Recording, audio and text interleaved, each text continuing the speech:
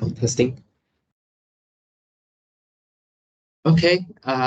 So today we will aim to finish. Sorry. We will aim to finish. We will finish until. Let me see.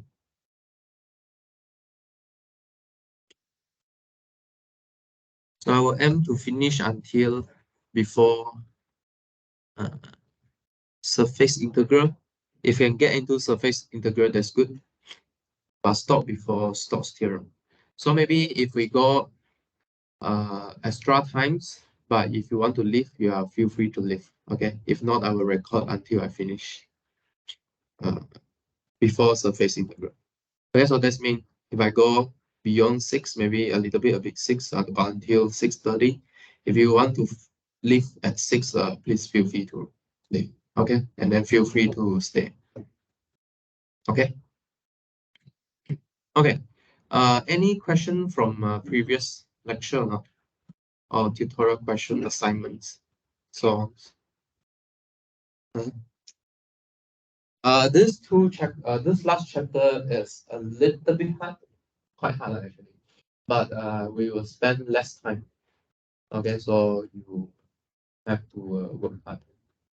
Why? Because everything used in this last chapter, we spent a long time talking about it, like the like what, like the parameterized integral. Okay. Okay. So how should you imagine this last chapter here? So last chapter is the map from Rn to Rn. Okay, vector field. But Rn to Rn means what? You have a lot of function from Rn to Rn times. Okay, so we split the integral from Rn to Rn to n of MAT from Rn to Rn. Okay or not? So let me write this down. By the way, I put this three-dimensional pillow here. You get the joke. The dimensional pillow here is the price is 299, and then this is the three-dimensional pillow. So I think my question is which pillow is not three-dimensional? Right. Okay. Anyway, that's just their marketing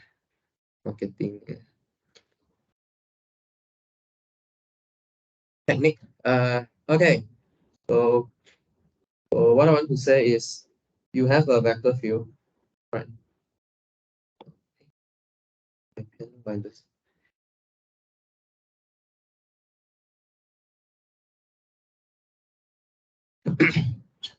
A bit, maybe let's recall also what we did. So what's a vector field? Okay. So the vector field we consider is the largest one should be from R3 to R3. Right. So given a point in R3, okay, you give me a vector. Okay, so how you should imagine this? So you should imagine that you have two magnets. Right. So you have magnet arrow pointing outward from the north pole, or arrow pointing inward from the south pole. Okay. So at each point you attach a arrow. Okay, so you at each point you attach a vector. Okay, you tell me the direction and then the magnitude. Okay, how should you imagine this vector field? So you should imagine your vector field as three function. Okay, so you can write your f as f1, f2, f3. Okay, where your f1, f2, f3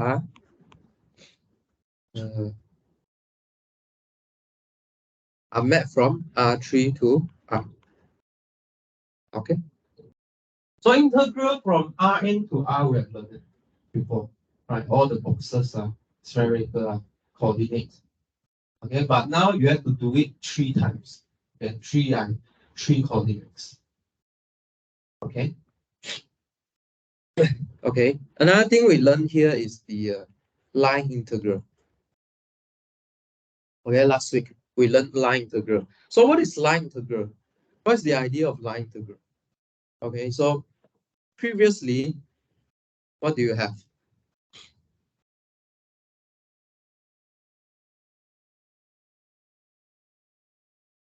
Okay, so previously in calculus 1, what did you learn? Okay, you learn to integrate like function, for example, maybe like this. Okay, area under the function. Okay, but now you imagine this x here.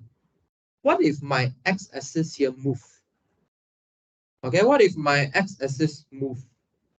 So meaning what? So what if I integrate along this line here?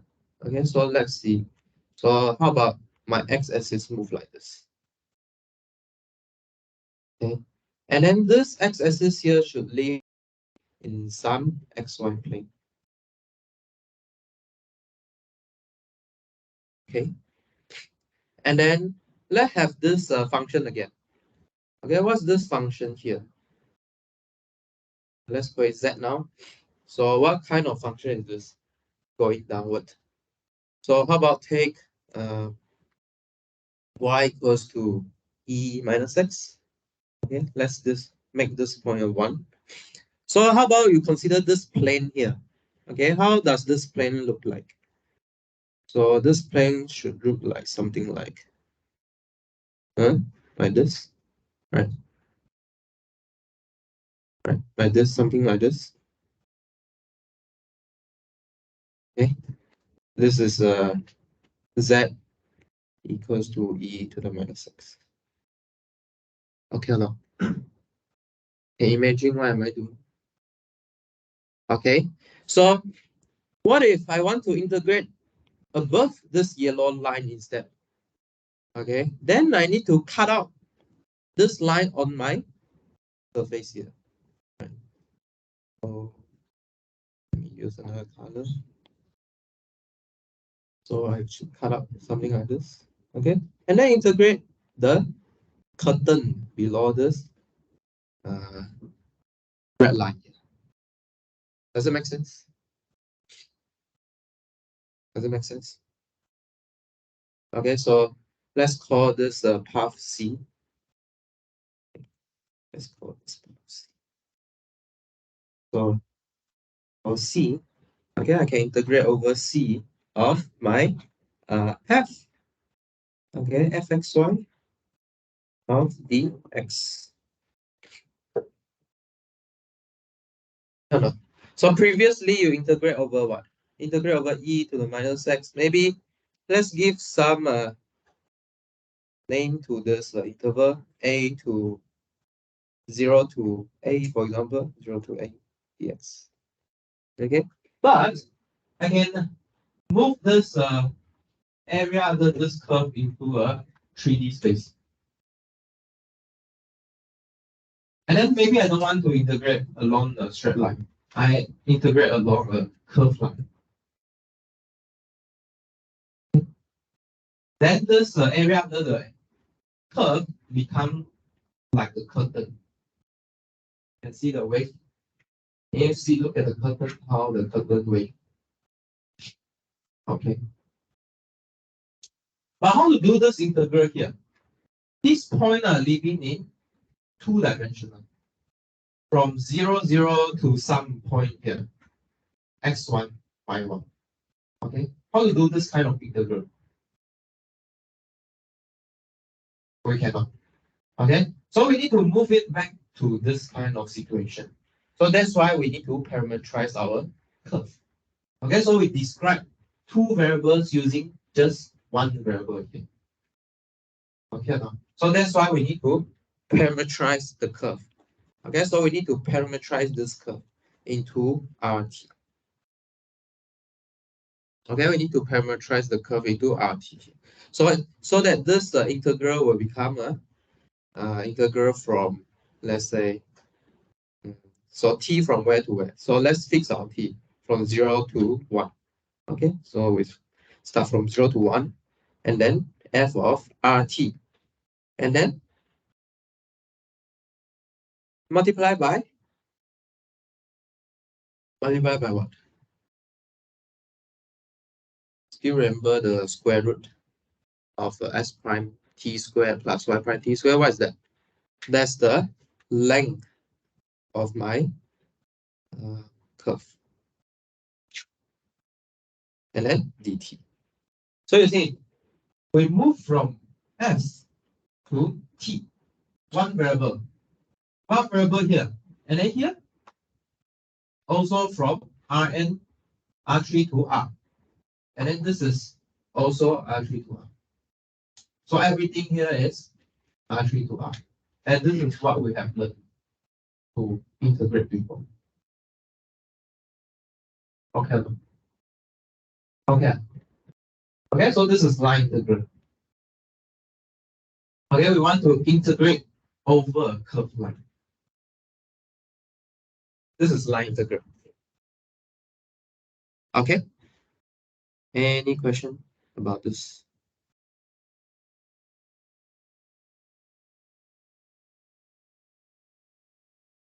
Any question?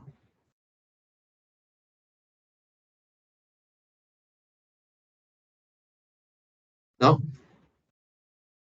So there's a special line that we want to integrate over. So in the new case now, we want to integrate over loops. Last time we talked about integration over loops, right? How to determine whether a vector field is conservative or not. Okay, what's the three equivalent way to determine whether a vector field is conservative? Do you remember? I would say one. Go and find it. Find your notes. You don't know what am I talking about? Yeah, so what's the vector field being conservative means? Conservative vector field. Yeah? Wait, go back your notes and find what's one of them. How to determine whether vector field is conservative or not. Yeah. Huh? Ethan, you say what?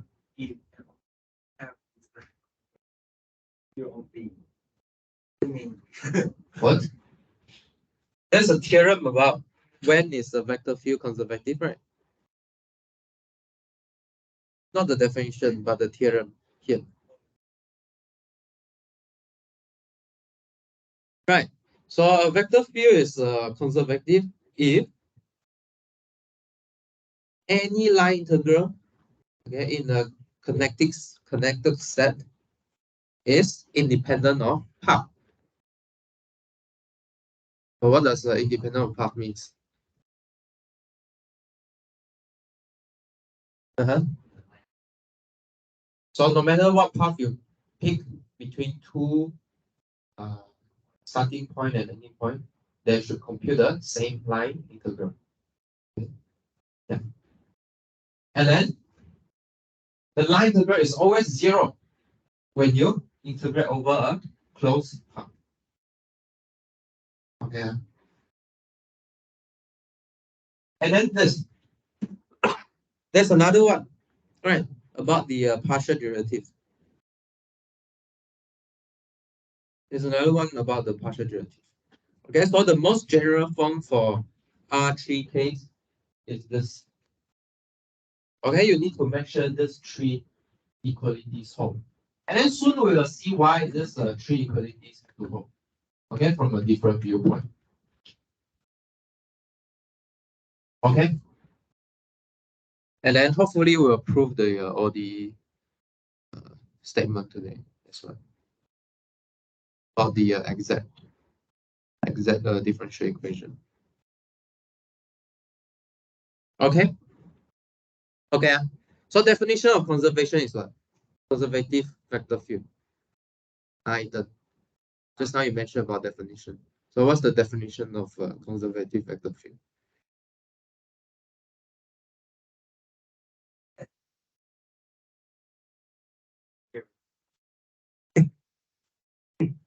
Just now we mentioned the equivalence condition, right? So what's the definition of conservative means? Definition. What's the definition of a conservative vector field?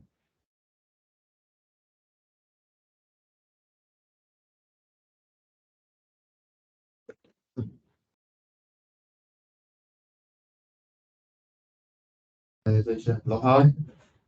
Definition.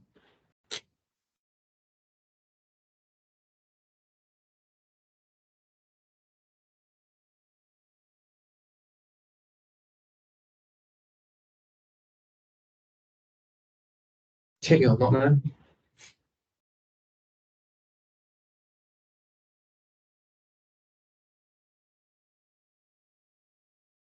Vincent, what's the conservative vector field mean? It is a gradient of some scalar function. Okay, it is a gradient of some scalar function. Remember that when you have a map from Rn to R, okay, you can always take the gradient del f del x del f del y del f del z. This gradient is a vector field. Okay, it's a vector field. So always from a scalar function, you can get a vector field. Okay. If the vector field is obtained this way, then this vector field is conservative. Okay. I'm already talking about. Let me write down for you.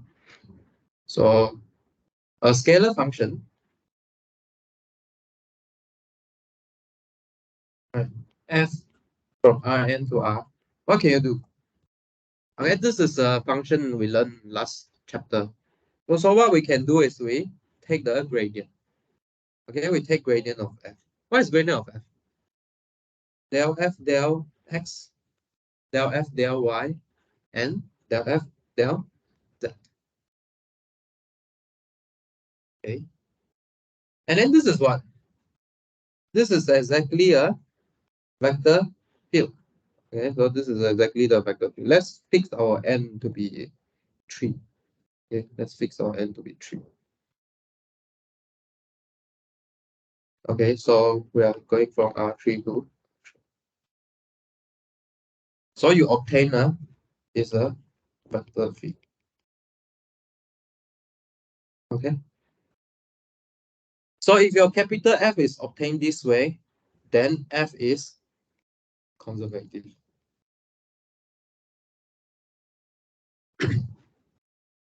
Okay.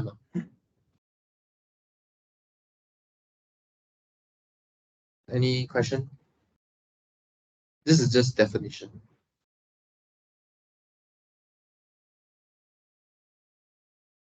Okay. Okay. So if you can check that your vector field is coming from some scalar field by taking the gradient, then your vector field is a conservative vector field.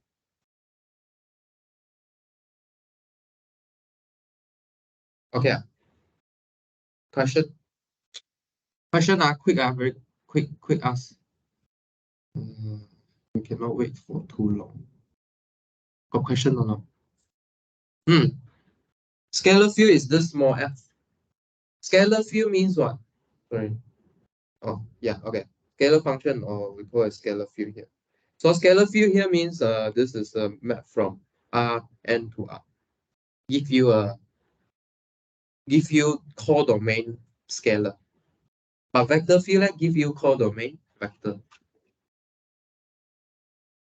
Okay.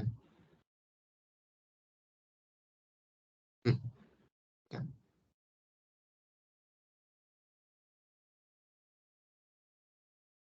Yeah.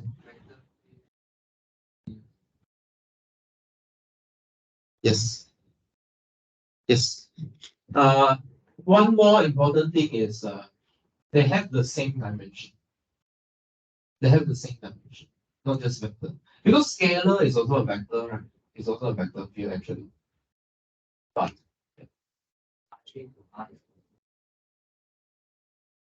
yeah, R is a vector. I mean, it's a field. It's a vector. Wait, it's a vector space, not vector field, vector space. All of these are vector space, but when we talk about vector field, right, typically we talk about when the domain and codomain has the same dimension.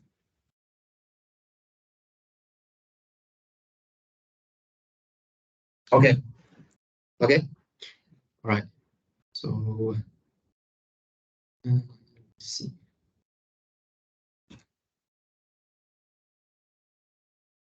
Okay, so how should you imagine this scalar field and vector field? Okay, so let's put this vector field. Okay. Okay, how should you imagine these two things? Okay, so for example, let's pick a very concrete example here. So maybe fxy equals to xy, and then I have a scalar field where I take gxy equals to x plus y. What's the two picture I should get here?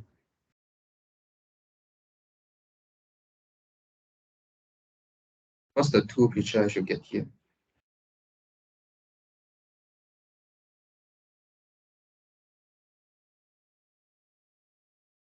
And let's pick some interesting point. So let's pick, for example, this 1 minus 1 and 1 minus 1 here.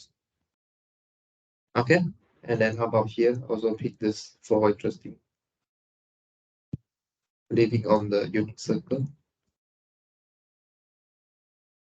Right. Okay, so above this point, for the vector field, I should attach the vector. Okay, so for example, on 1, 1, I should have a vector 1, 1 here. Okay, 1 minus 1, I should have vector 1 minus 1 here.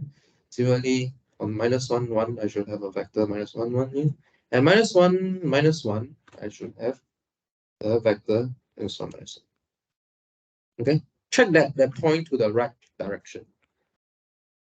Okay, with the same length. Length 1. Is it length 1? No, length square root 2. Okay, how about here, scalar field? What do I have? I don't have vector anymore. What I have is just some number. Okay, for example, I get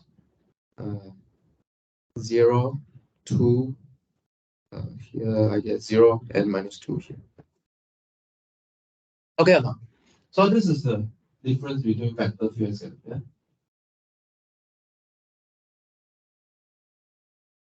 What do you mean by doesn't start from here? Huh? This vector, all this vector doesn't start from the origin. How should I say this? The origin is this point. Yeah. I mean,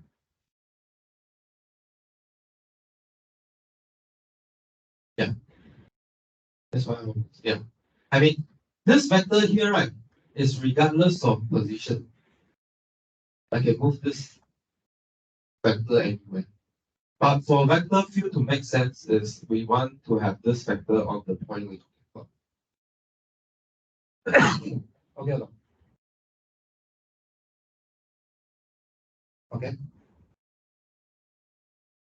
Yeah. Okay, so this is a picture you should have. When I talk about vector field, you have a field. Imagine this plane is a field, right? And then you have vector on top of each point. Scalar field on the field, every point should have a number attached.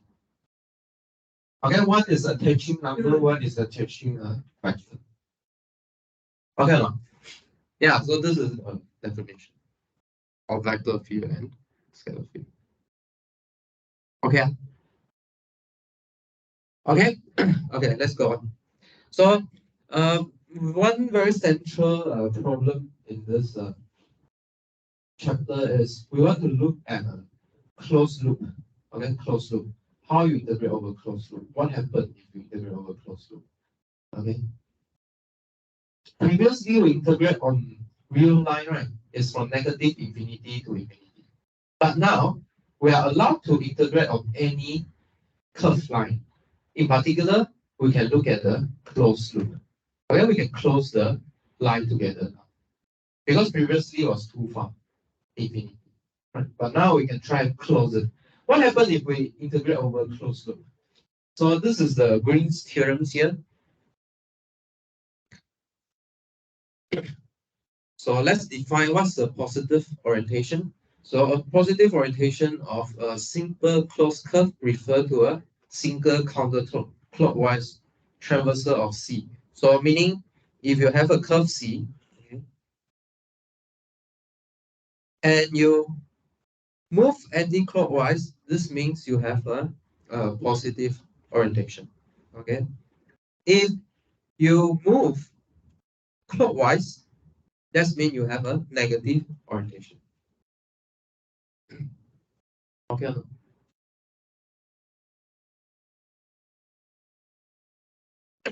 Does it make okay? Okay. Okay. So let's see how this put together. So we have Green's theorems here. So let's see be a positive oriented, okay, piecewise move, single closed curve. Okay, so many words here. So there are three conditions here: positive oriented, piecewise move, and simple close. So positive oriented meaning you have to move clockwise, anti-clockwise in your curve. Piecewise move means what? It have to be smooth except at finitely many points. Okay. Simple closed curve. So simple is what? You remember what symbols mean? It doesn't intersect itself. Okay, it doesn't intersect itself. Yeah. So you are not allowed to do something like this. Okay, it doesn't intersect itself. Close mean starting point at any Seng. Okay, so if you have this kind of curve, then you can draw a boundary of a region. Okay, you can draw a boundary. You can draw a region that bounded by this curve here. So, for example, if I have this circle, okay, what's the region it bounds? This. Okay, bound a region this. So let's call this D here. Outside we call C.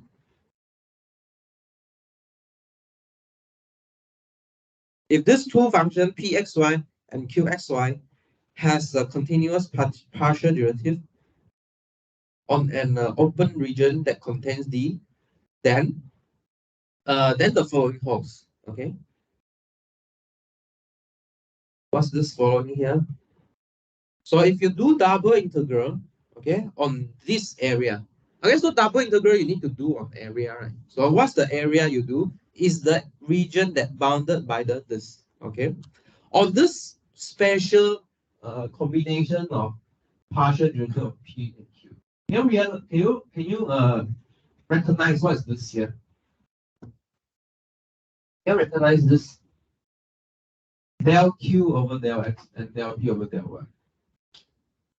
Okay, maybe you cannot recognize from here yet, but let's see what happened on the other side. So here is a area integral, but here on the right hand side is a line integral. Okay, so we are trying to relate area. So we are trying to relate area integral to a line integral. Okay, so we try to relate what is happening inside the region to the bound. What is happening to the boundary? Okay, this is what Green's theorems do. Yeah, no. Okay, so just now I asked you to recognize this. Maybe you don't quite see what's this, but how about the right hand side here? P dx q dy. Okay, line integral with respect to x, line integral with respect to y. Okay, last time how we form this kind of, what is the use of this kind of object? What's the thing we introduce after the line integral with respect to different variables?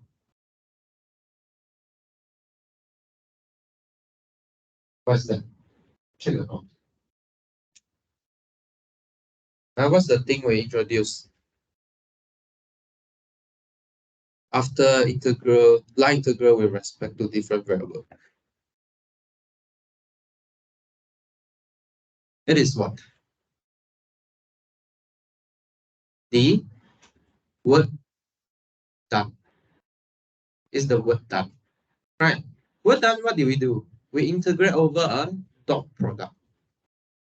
Okay, we integrate over a dot product. So this P and Q here, you can regard as the dot product of PQ and dx dy. So this means what? This means this PQ could come from a vector field. Okay, could come from a vector field.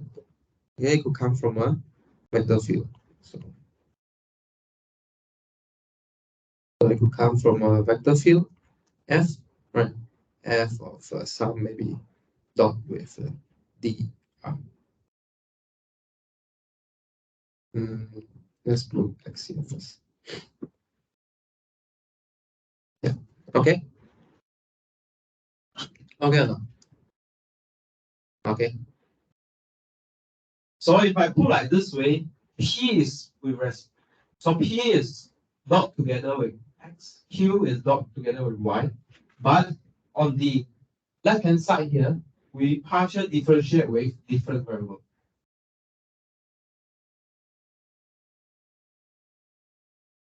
Okay.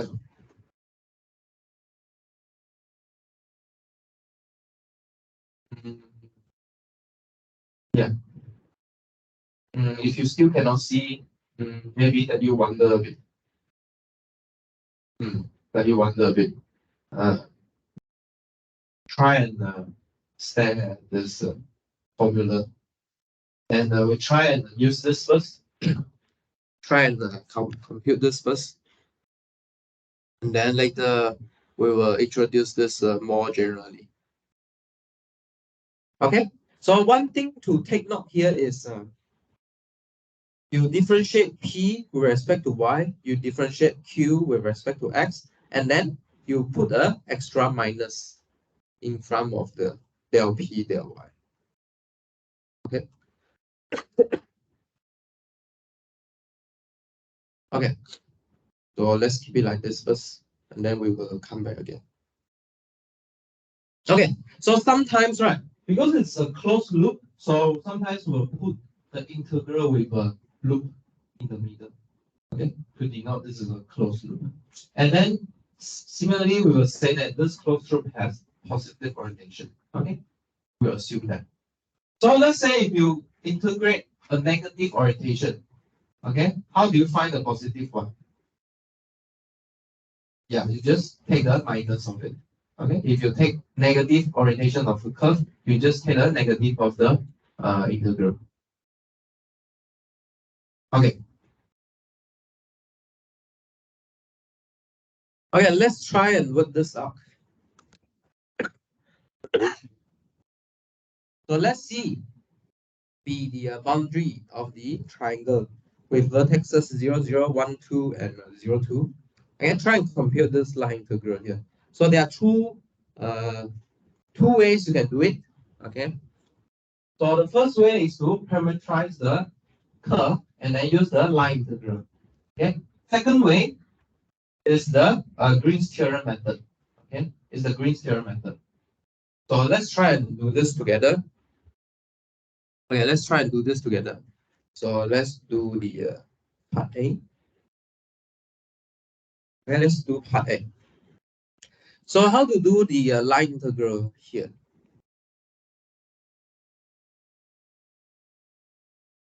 What is this C here? C is what? C made up by three paths here. Okay. So C is the union of C1, C2, and C3. Okay. So by the additivity of the line integral, what can you do? You can split the integral into three parts. Okay. To the line integral on C1, to the line integral on C2, to the line integral on C3.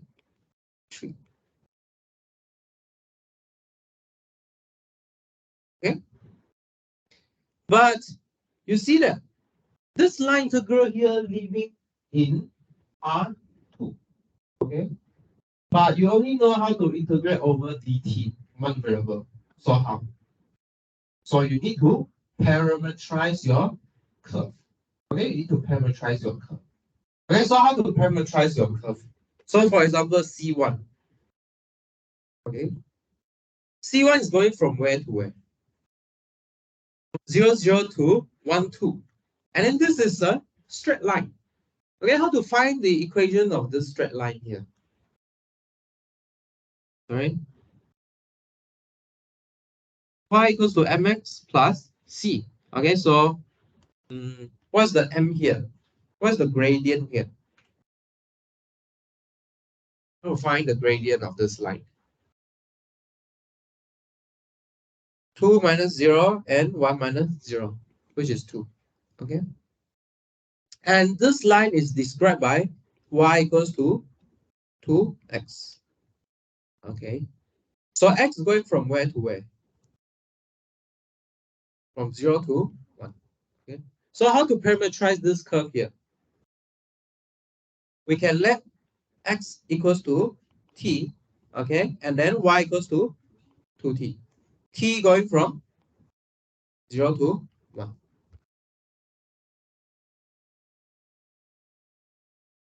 Okay, any question? Not that this x equals to t is a choice. Depend on what choice you make. You might need to change your domain here. Okay. Let's say if I pick x equals to t over 2, then my domain will change to from 0 to 2. Maybe we want to choose y first, then you need to pick a wiser x and a different domain for t. Okay. Yeah.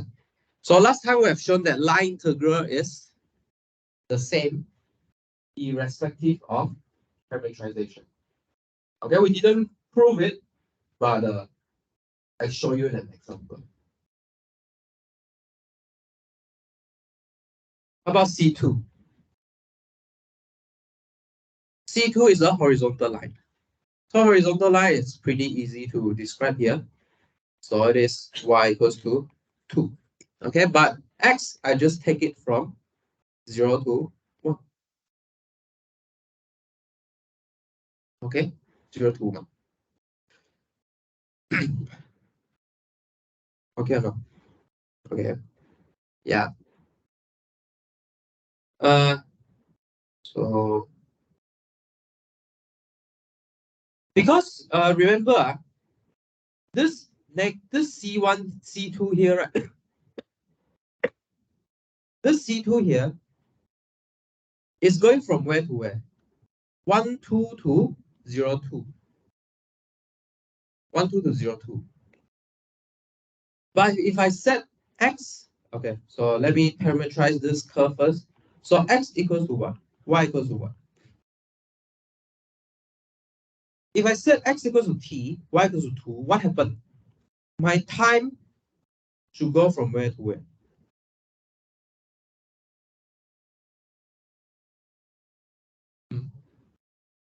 Sorry?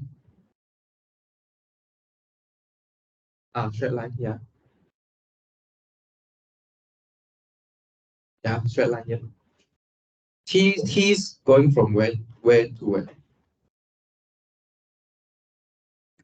0 to 1. Okay, what's 0 to 1 means?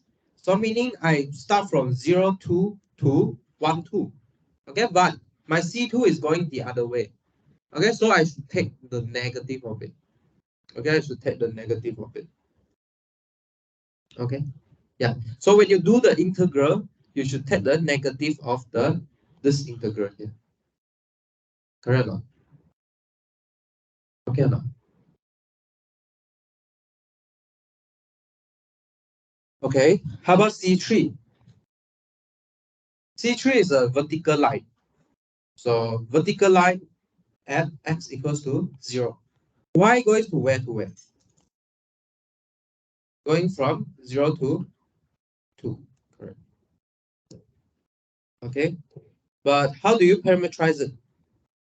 So x equals 0, y equals to t again. T going from 0 to 2. But not that. This orientation is going from where to where? 0, 2 to 0, 0. But your orientation is going from 0, 0 to 0, 2. So it's also a negative. Okay? So you need to be careful about this orientation here. Okay?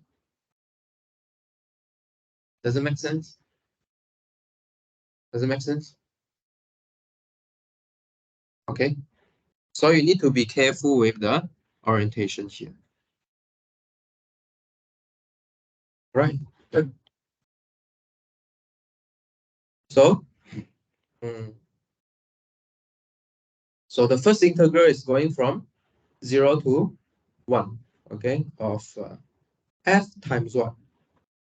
T squared times 2t, okay, and then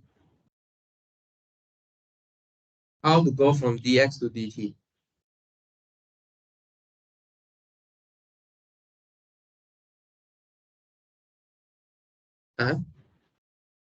X is in terms of t, so dx equals to x prime t dt. Okay, so you need to differentiate x prime t. Okay, so you need to get your s prime t out. So when should we do this? So s prime t is what? Is 1. Okay, for C1. Y prime t is 2 for C1. Okay. S prime t for C2 is 1.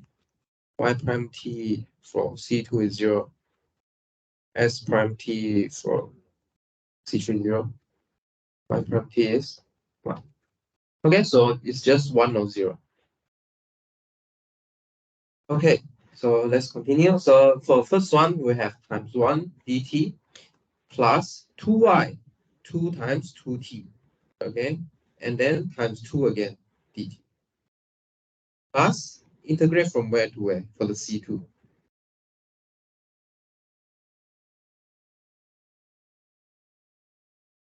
From 0 to 1, then this is a different orientation we have here.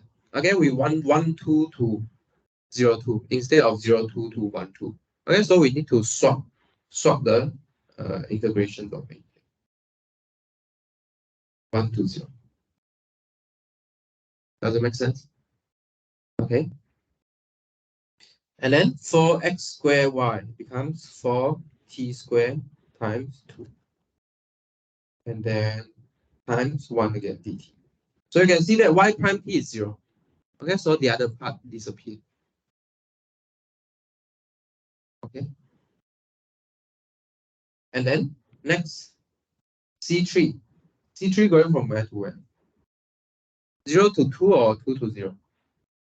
2 to 0. Okay, because your orientation is going from 0 to 0, 0.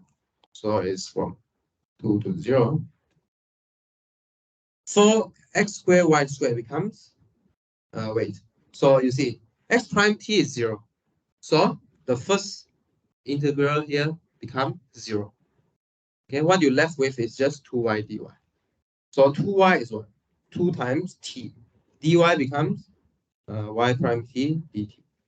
Okay, so try and compute what do you get from here. What do you get from here?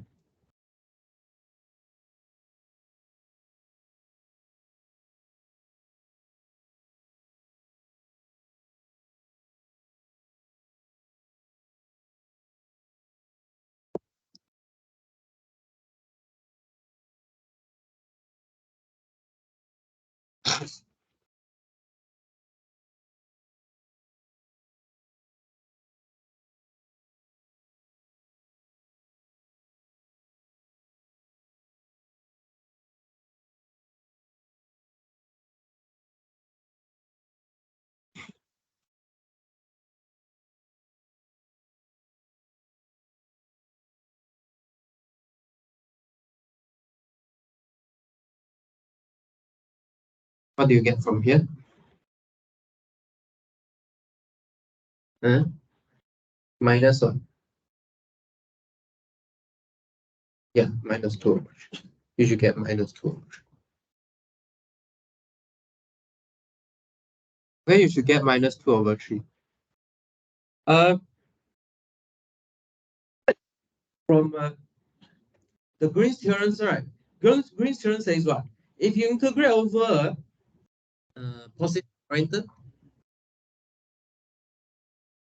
what else? Positive oriented, simple close. What's the other one? Piecewise smooth. Okay. This line integral here equals to what? Equals to the area integral that bounds by this loop. Okay. So what's this area here? Do you still remember how to integrate over this area or not? Huh? How to integrate over this area here? Sorry? Yeah, so what's this area?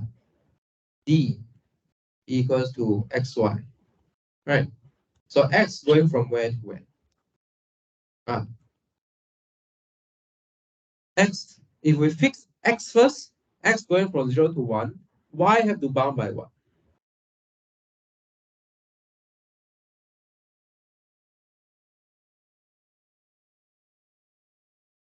So if you fix your y, fix your x first, so your y decrease when your x increase. So y is bounded below by what? 2x bounded above by 2, right? Okay. So you have to do this integral here. So can you try and do this surface integral here? So, but what's the function you need to consider? This function is a little bit different now. So what's the function you consider here? So let me write. So part B. So the line integral here should be equal to the area integral of del Q del X minus del P over the over del 1 dA. Okay. Yeah. So what is P and Q in this case? What is P and Q in this case? Hmm? P is for x square y. Q is 2y. Okay. So I'll try and compute what is del Q del X and del P del Y.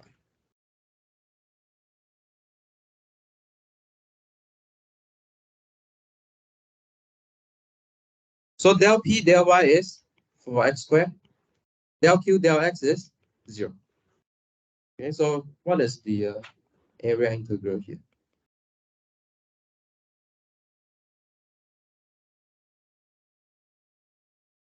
Okay, so just now we fix our y, our x going from 0 to 1, y going from 2x to 2. Okay.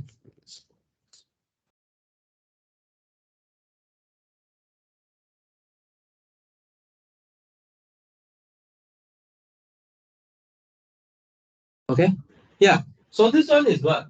You see, this one go back to your previous chapter again. Okay, so what should you get here? What should you get here?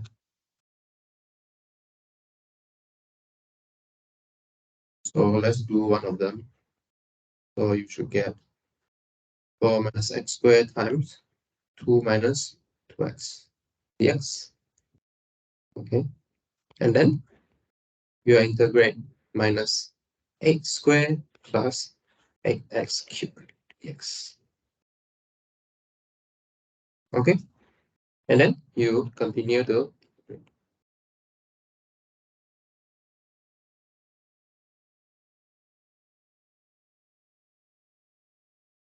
Okay, and you see that they get the same answer, minus 2 over 3.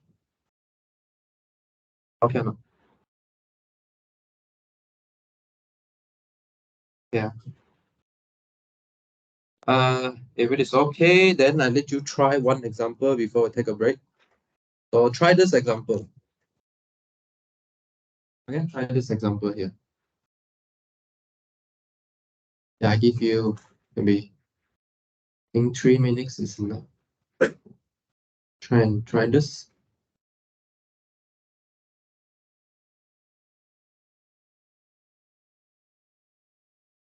Okay, do you want to calculate it using the parameterized line, the line integral, or you want to use the area bounded by this loop here? So this loop is a circle. Okay, x squared plus y squared equals. And then it doesn't tell you the orientation inward, but the sign tells you the orientation must be positive. Okay.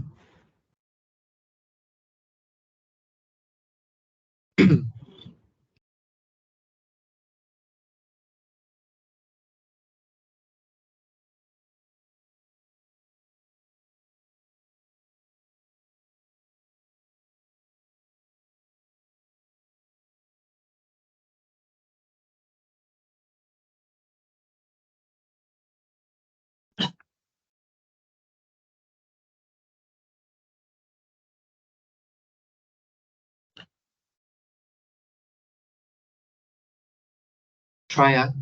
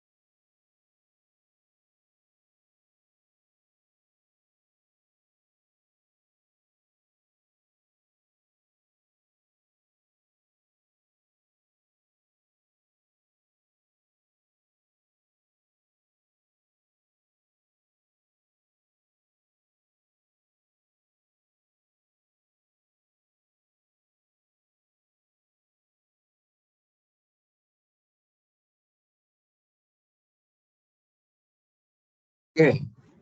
So can I see any one of you started with area integral? Any one of you? Sorry. Who started with area integral here? No. That's a time you don't start with area integral. What did you start?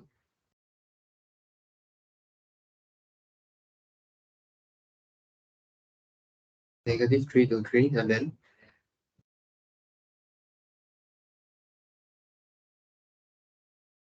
area sum of semicircle. And then wait. So wait. I'm asking you whether you do a line integral or a surface integral. Area integral. Which one? Area. Okay. So let's try the area method. So what's the area method here? So you need to try and draw this circle out, right?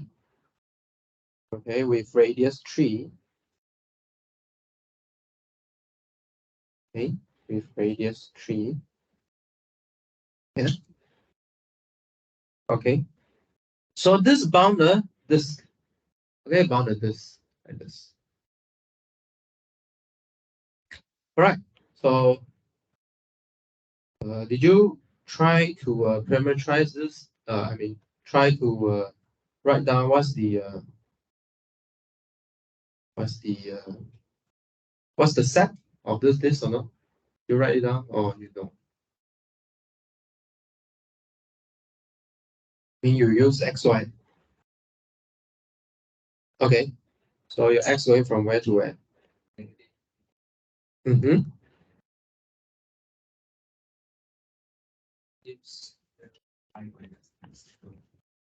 Negative square root 9 minus x squared to positive with 9 minus 1. Okay, so from last chapter, right, this can change to what? This set. What coordinate is suitable for this circle? Ah. Okay, so R from 0 to 3, and then theta from 0 to 2. Okay. Okay. Okay, good. So let's do this. So this line integral here equals to let me write down the line integral first. So this long line integral here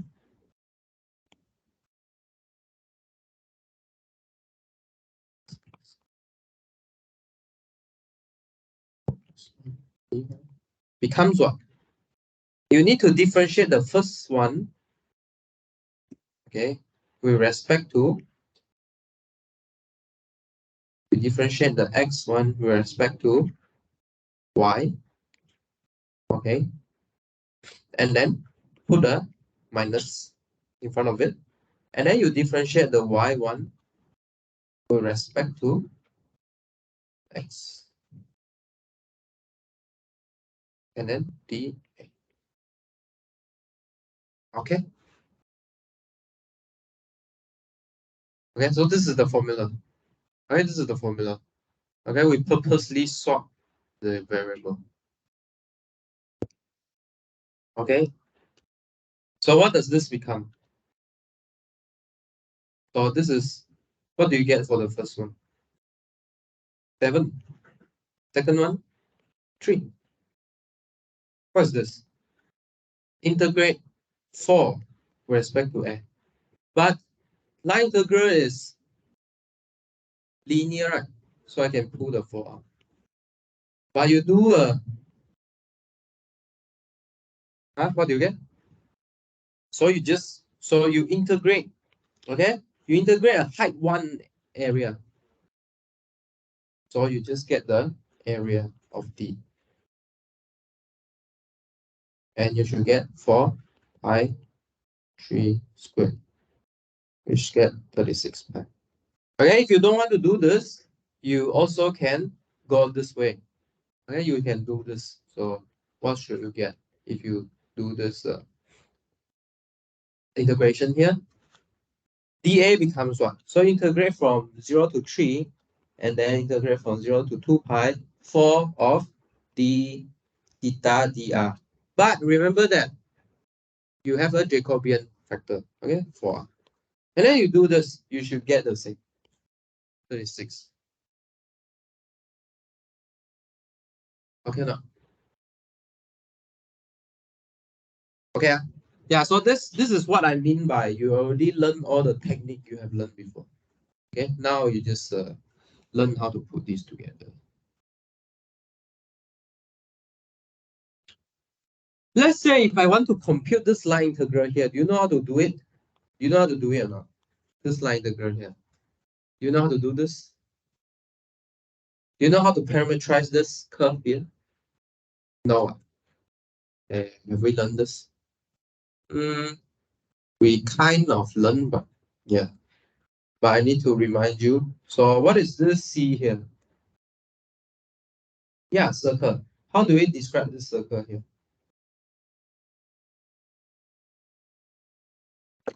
Oh, you could like Zheng Kan just now make it top and bottom, right? Cut it half, yeah. So the upper half will follow square root 9 minus x squared. The bottom half will follow square root minus square root of 9 minus x squared. Or you can use the cos or sine, right? 3 cos theta and 3 sine theta. And then my t is going from 0 to 2 pi. So this one will make you a full circle. Okay, if you want to use xy, because from the not very first lecture, maybe the 4th week, we see that xy cannot define a proper function on this. Okay, so you need to go polar. Okay, all like this. And then try and use this to compute the line integral here. Right, the line integral here. How to compute? This means what? This means there's a vector field acting on this line here. Okay. So you could consider, so what's this line integral here? So this line integral is actually the work done on around the loop. So you have this 3y x 4 sine x 7x plus square root minus 1 power 4 plus 1 dot with what? Not dot with r, right? Dot with r prime t. Okay, so you need to differentiate this r prime t here. So you get 3 1 negative 3 sine theta and 3 cos theta. Okay, but you see that here in terms of xy, but here in terms of t. So what do? You need to substitute your s and t into your function. Okay. Okay, no. Okay, does it make sense? I'll try and compute this. You should get the same answer. Okay, you should get the same answer. Try and compute this. Okay, a bit complicated, but you can try and compute this to show that you understand what happened on both sides. Okay, on one side you do area integral, on the other side you do a line integral. Okay, no? So you see, work done around the circle is equal to the area integral of the region it bounds. Make sense? Okay or not? So if you have work done around this circle here, it is equal to the area integral inside the region it bounds. But you change the function. You change the function to what? You change the function to del q over del x minus del p over del y on the region it bounds.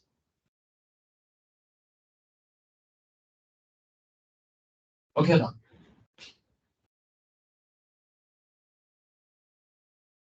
Okay. So work done around this curve here equals to the area integral of this special function of the region box.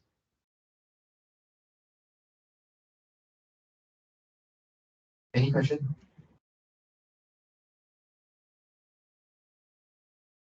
Maybe for this hour we'll stop here and then we will see why what's the significance about this equation here later. Okay. You just really think about this difference here. This difference here.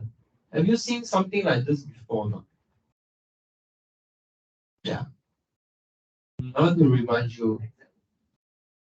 Sure, exactly. But in this class, it appears in conservative property of vector field.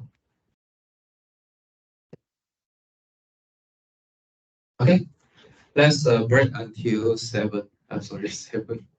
419. 7 p.m.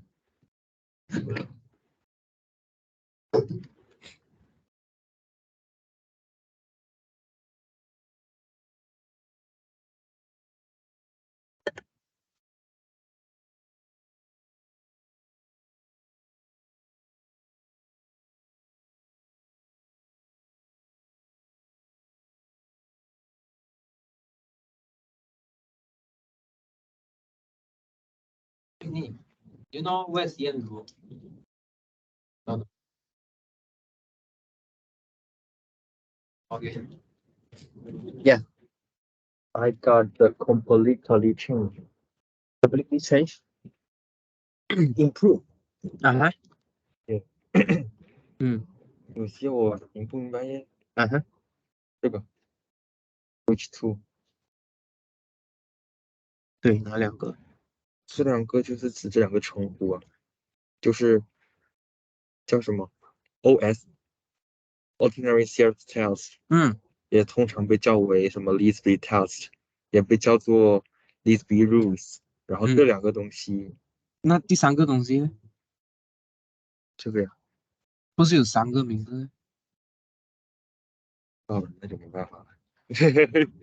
而且这个 identifier 的这个嗯，意思我也不是很清楚。这就是命名不是指代，这两个指代 什么是纸袋 like ？plastic？plastic 没有，开玩笑吧。什么是 identifier？like 比如说不是 conflicted，什么意思？这些是为了避免查重用的高级的词汇，可以合并。I got it. Anyway，我后来改掉了，我没有改，我改在下面了。我觉得这个，为什么这句话重要？这句话好像感觉不重要。那不对呀、是让它长一点吗？就是让这个 introduction 但是不重要的东西不会让它看起来很长，它只会看起来很复杂，嗯，那我就把这句话删了。哎，对，把它删掉，我们可以，然后除非有什么特别。后面那句话改了。等一下，我再想一下。OK，不然我读一次华语给你听啊。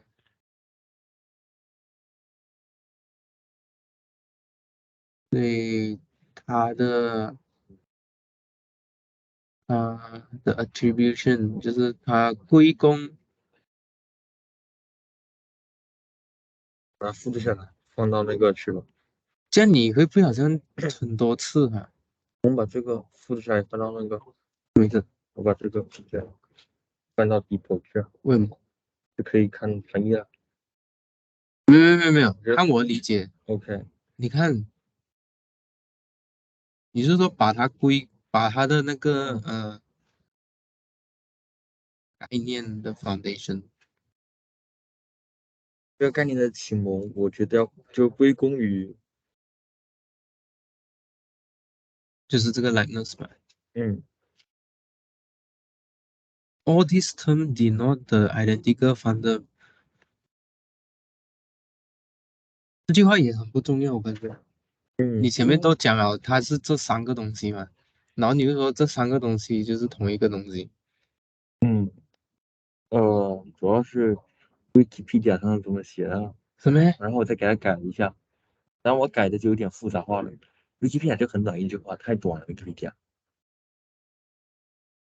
那你问题是你有没有告诉我这三个到底什么差别？因为你一开始就告诉我这三哦，个是同一个东西，对，这三个是同一个，这三个东西就是它的三个不同的名字，like wasabi、思义这样子。那这句话我已经理解这两句话，所以你这两句话都不重要，不重要。对不对？嗯，那丢掉，那这个 introduction 就 got nothing 了。这样你就要找一点有意义的东西写进去嘛，不要哦写没有意义的东西了，对不对？哦这句话有意义，但是给你写到不清哦，楚，我改掉了，这句话改了。改什么？The ordinary is necessary conditions for determining the 不是，因为 alternating theory，你是说 alternating theory 充分不必要吗？里面的那个东西嘛，对不嗯，对？对，必要不充分。就是就这两句话，对不对？嗯，对啊，但是 alternating theory test 不是refer to 这整句话呗？讲的应该是 the ordinary series 是必要不充分的条件对于一个 也可以了，series 的 也可以，也可 convergence，以，应该这样子。也可以。but it cannot be satisfied in。喂，等一下，我给你个 comment 是什么的？What's the proof？OK，好，这样就没有什么大问题。but it cannot。OK。OK 哦。嗯，OK。然后上面这个只是这个那你如果讲了这句话，你能够给一个快的 example 吗？弄到啊，但是能做得出吗？也了 ，I think I can 了。因为通常人家这样子讲的话，他一定有一个 example 在他脑里面，他不是随口说说，你明白我的？明白了。那我这后面就加一个这个 example 啊，比如说 for example 这个 series converge，但是它不符合前面这两个条件。 OK，这个只是，这个只是你改了改了。 ？OK， 然后呢？然后下面这个也改了，主要是下面这个 prove， 这个我不懂是什么意思，真的当给你。哦，这个应该是这个改了 since provide the series diverge to infinity， n 是没有多余的 n 是打错了。OK， 然后后面这个是什么 ？perhaps 喂，等一下，这句话跟这么新这个会引来这个不对呀、新这个不会引来这个啊，这个是包着它，为什么它会引来它去你不会啊？是它一去 infinity 会引来这个去 infinity，嗯嗯，你只有这个包啊，你怎么知道里面是diverse 还是 convert？哎，你说对，对，这太久了，你让我想一想，对啊，这走太久了。但是我要5点下课的时候，可能要提早走，哦，为什么？因为可能有一点事情。有点事情，OK， 我现在要提前走，又要走了，我有点事情，你也有事情，要上课就不错。你可预备。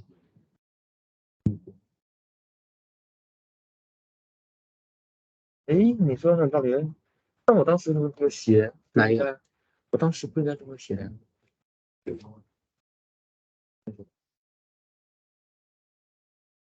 哦，就是这样子的。啊哈，现在试图理解一下，呀，这两个条件，since 这个东西大于这个 n^1，然后 n^1又是趋近于无限的。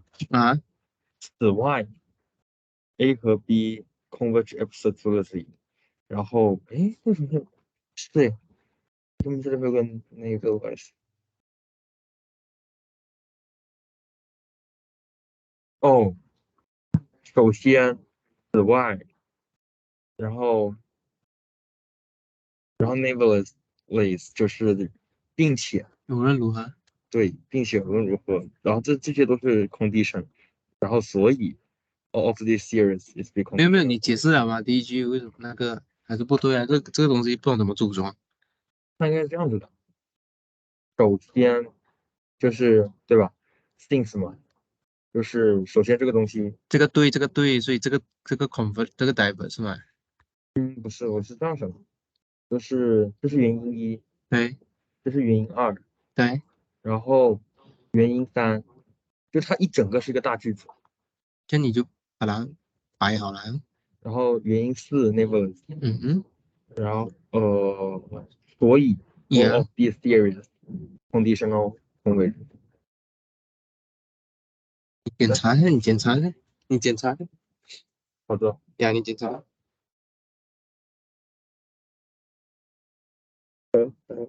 好了。Okay, let's continue.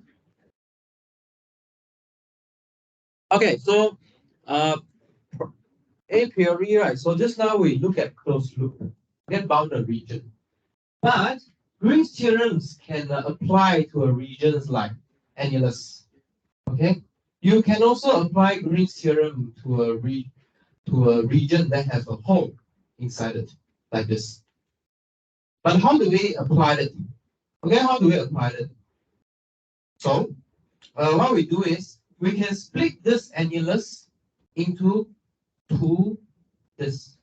I mean, topologically look like this. So what do I mean by topologically? So I can deform my this.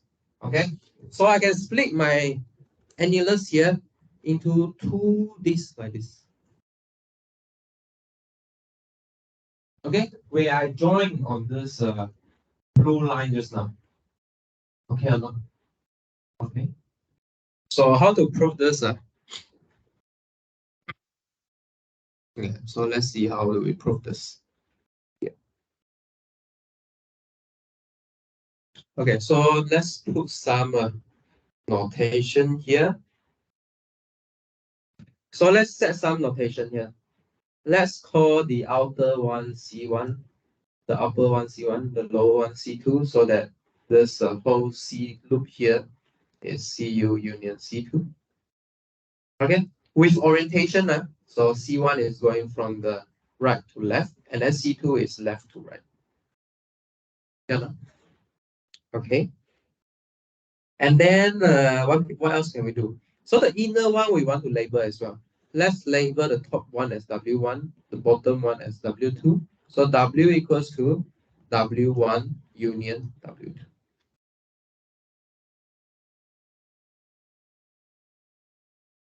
Okay.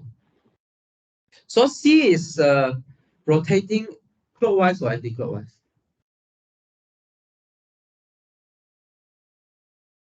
Anti-clockwise. Yeah. W clockwise. Okay. Okay, good. And then we want to name this blue line as well. Okay. If going to the right, okay, we will go B1, B2 like this. Going to the left, we will have negative B1, negative B2. Make sense? No? Okay, that makes sense. Huh? Okay.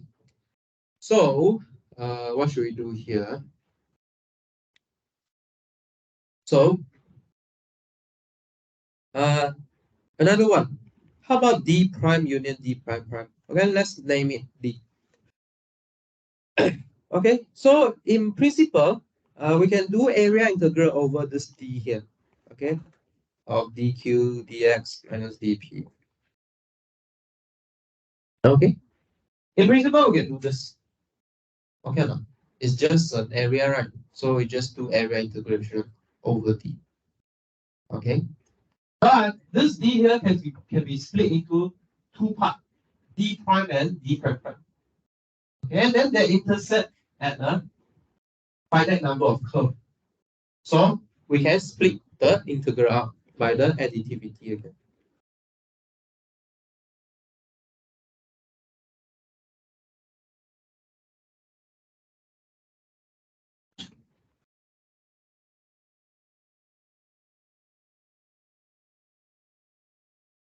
Once I do this, I'm good. Am I good or not? Am I good? Once I do this. Then D prime look like this already. D prime prime also looks like this. Okay. D prime here bound by this going from where to where? So you see, this arrow seems like going from where to where? C1, B1, W1, B2, and then C1 again. Okay, how about D prime prime? You go from W2 minus B1, C2, and minus B2. Okay, so both of these are anti-clockwise. Okay, so we can use what? What can we use? What can we use? Huh? What can we use? Should I draw the picture or no? Do you see what I'm talking about? So this is your D prime.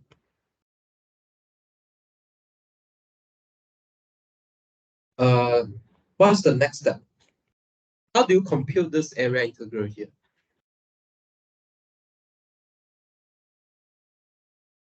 Yeah, you can use the Green's theorem here. So to compute the area integral, you can compute the line integral of the boundary of the region. Okay. And then you need to make sure that it is a clockwise position. Positively oriented, or not clockwise, it's anti-clockwise. You need to make sure the boundary is positively oriented, and then single close, and then what's the other condition. 3 condition you have. Piecewise smooth. Okay, piecewise smooth. So you can see that this curve here is piecewise smooth. Right, piecewise smooth. Okay. So what is D1? D prime.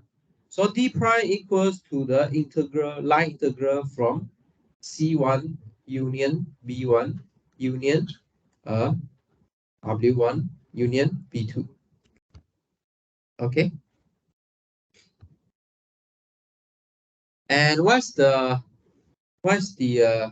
function you integrate over? P dx plus Q dy. Okay. How about the other one? You integrate from W2 minus V1 union C2 union minus V2. Okay, of P dx plus Q dy. But you see, these are union, right? So you can split the line integral up again. Okay, so maybe we don't write the function anymore, just write what's the line here.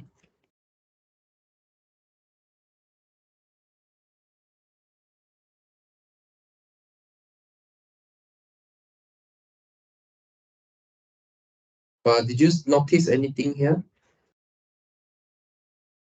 So the integral of B1 and minus B1 should cancel. Okay, they should cancel. Because integrate over minus B1, you get negative of integration over B1. So they should cancel.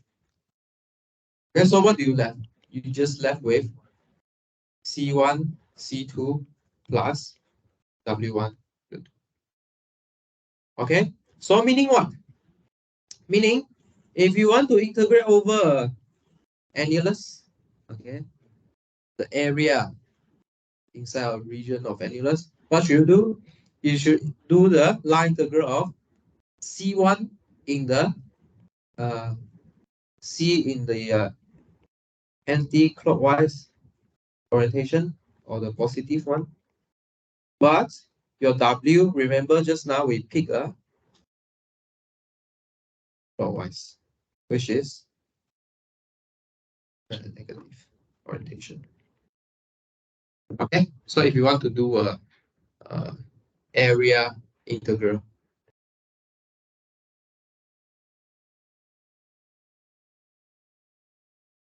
okay, this is about the region you can do integral.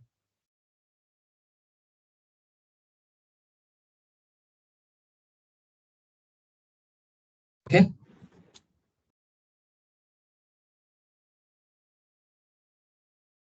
Okay. Let me see if we want to do this or not.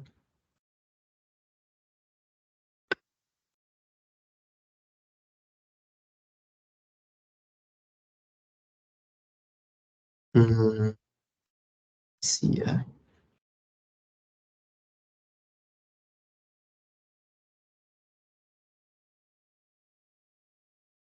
Can we do this? So what's this question here? So we have this vector field, okay, f x y, minus y on the x direction, x on the y direction, divide by the length, okay, at each point. Show that if you integrate any closed path that enclose the origin, okay, so let me draw this. So if you integrate any closed path enclose the origin, you should always get 2 pi for the line integral. Okay, not that it says that encloses the origin. Okay, what happened at the origin? Actually, this vector field blows up. Okay, so it will go to infinity. Correct? You divide by the length here. Okay.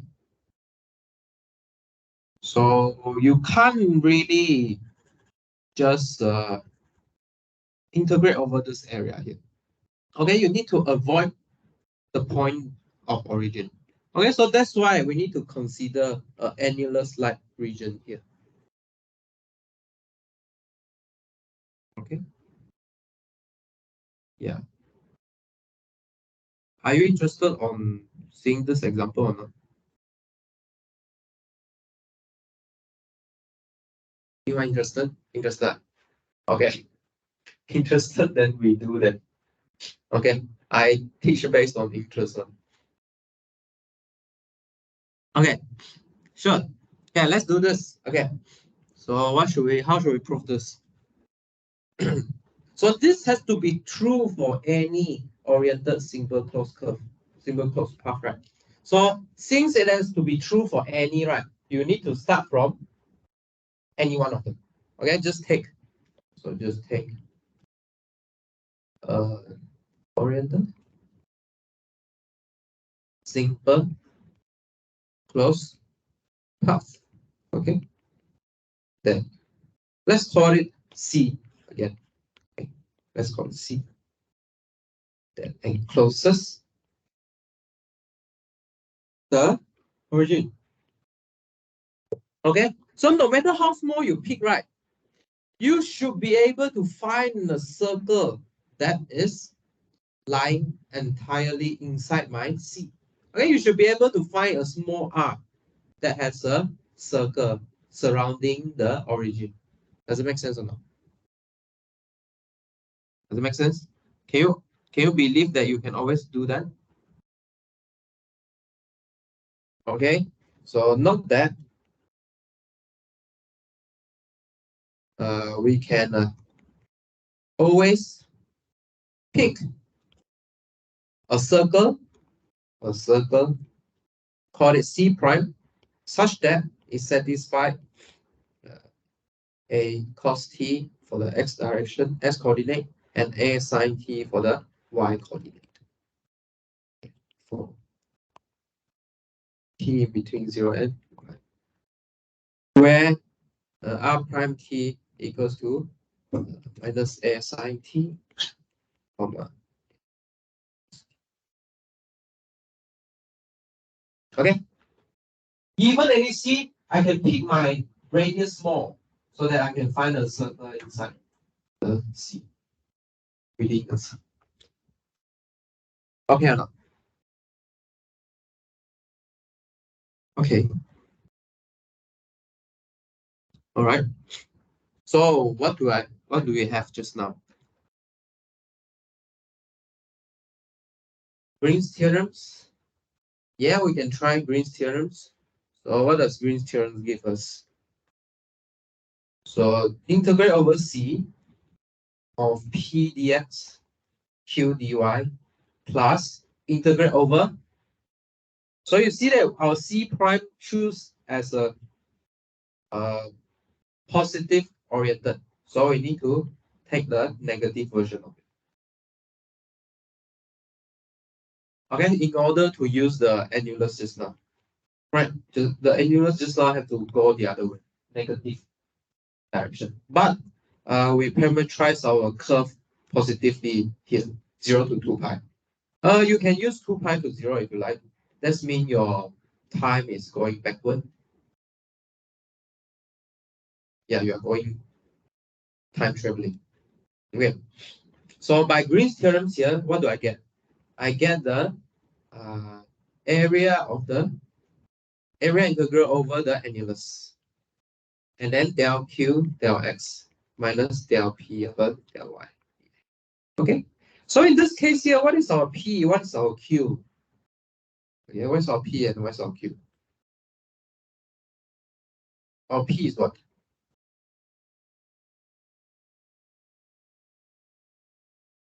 What's our p and our q? Okay, let's write down our f first. So fxy equals to what? Minus y over x squared plus y squared I plus xj over x squared plus y squared. So my p is minus y over x squared plus y squared my q is x over s squared plus y squared. Okay, so my integral become what?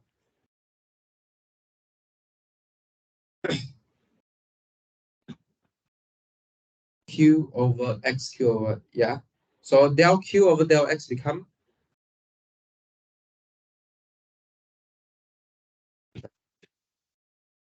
differentiate q with respect to x. You should get x squared minus y squared minus x squared. Okay, divided by x squared plus y squared. And then del p over del y you get. Similarly, you get x squared minus x squared. Okay, so all together you get 0.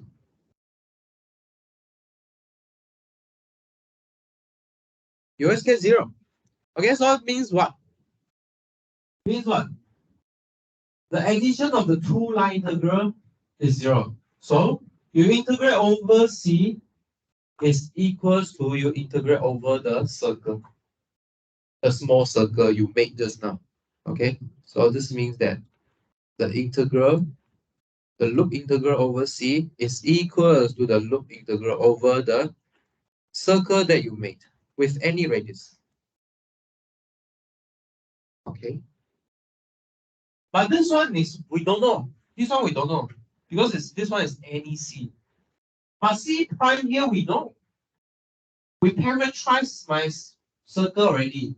Right? Just now I parameterize my circle. Okay. So how to compute this? Okay, I parameterize my circle already. So how do I parameterize my circle? A cos t, A sin t. Okay. So t going from 0 to 2 pi. Okay, what is p? Minus y over s squared plus y squared. So it's what? Minus a sin t. Right. So you change variable from x to t. You need to introduce a x prime t. So you get another minus a sin t dt. Plus integrate from 0 to 2 pi of a cos t time with a cos t again. Dt. But you need to divide by what? S squared plus y squared, right? So s squared plus y squared becomes the radius. Radius squared. Okay, so radius is just a squared over a squared. Correct? Right. A squared cos squared plus a squared sine squared. Okay. Yeah. Makes sense? Okay. So you are integrating from 0 to 2 pi of sine squared t plus cos squared t dt. So you are integrate over a function. So you get 2 pi always. You see, this answer here doesn't depend on the radius I pick. Doesn't depend because they cancel out already. Okay, doesn't depend. So this whole construction here doesn't depend on what C you start with. Doesn't depend on what C prime, the circle you pick. It is always 2 pi. Yes. Yes, C is a curve. Yes.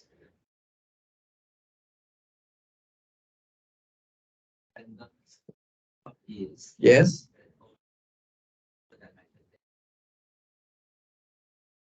Okay. So no matter how random this simple closed curve is, the line integral you get from this vector field is always 2 pi. So if you do random stuff like this, the work done on this curve here is the same as the work done you've done in the smaller curve. Yeah. Okay, work done is the same under this vector field here. Okay, this is what this statement here say. Okay or not? Okay. as long as you have a work done circling this origin, all the closed curve will give you the same work done. 2 pi. Okay, and then the proof involves the Green's theorem, and then this Green's theorem will give you that the area integral is 0. Where is it? Yeah, area integral is 0 here. Okay. It's this part here that shows you that any simple closed curve that encompasses the origin is the same as the work done on the circle.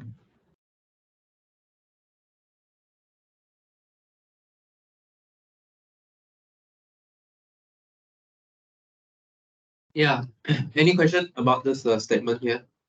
Any question about the result? And then any question about the proof? Yeah. Okay. Yeah. You understand, right? Okay. Yeah. Any question about this statement, the result here, or you have any question about the proof here? Okay.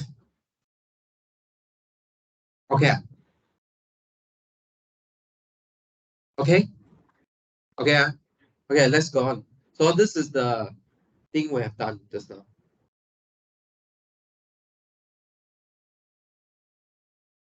Huh? Can see or not? This is what you have evolved here. So first you only know how to add discretely. Then you try to integrate. You need continuous stuff. And then now you try to learn the line integral, which you learn the vector field. Okay, so this is the vector field count. Okay, yeah. Temperature. Kind of temperature, yeah. Temperature because you radiate your heat, right? Yeah. Okay. Yeah. Okay. Yeah. Right. Okay. Continue. So we will introduce these two kind of operator called curl and divergence. Okay. So what is curl? So to learn about curl and divergence is a very important operator you need to keep in mind is this gradient operator here. Well, this operator here is what you have learned, gradient of a function. So you fit a function into this operator. Okay, you fit a function into this operator, it will give you a vector field. Okay. Okay. So you have a operator on the scalar field, give you a vector field. Okay. Yeah. Okay. Okay. So how we play around with this operator here? So let's say you have a vector field. Okay. So all these curl and divergence we are defining on vector field. So you must have a vector field in mind first. So what is a curl of a vector field? It means you can take the cross product between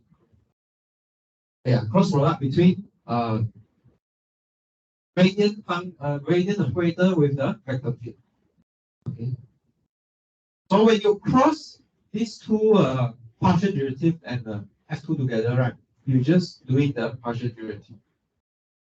Okay. So this is what this is a way to capture this formula here.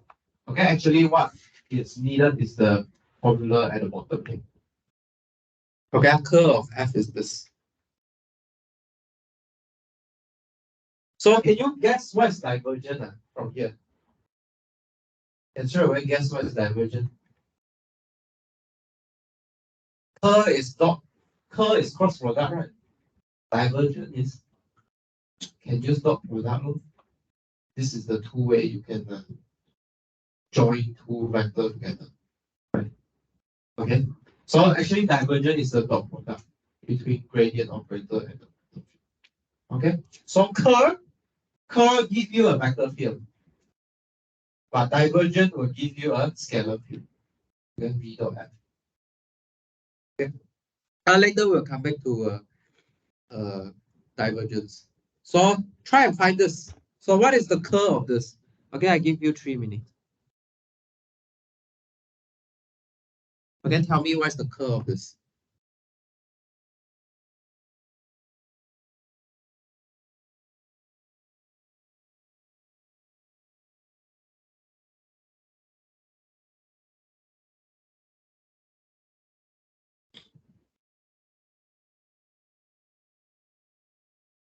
Okay, what's the curl of this?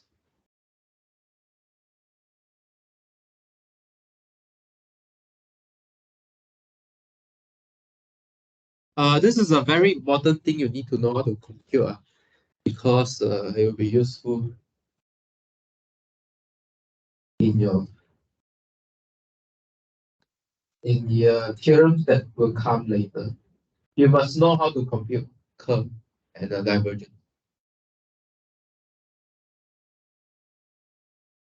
I think this week I will release the definition and theorem sheets that I will give you on the exam, okay, so that you can use the sheets to prepare.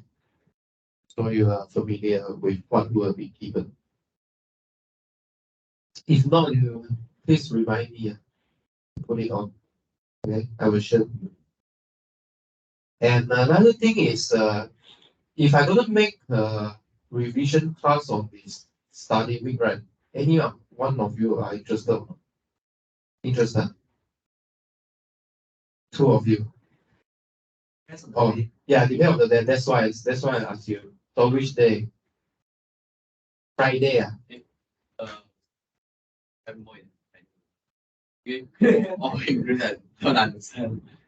Maybe can. Yeah, maybe. Thank you.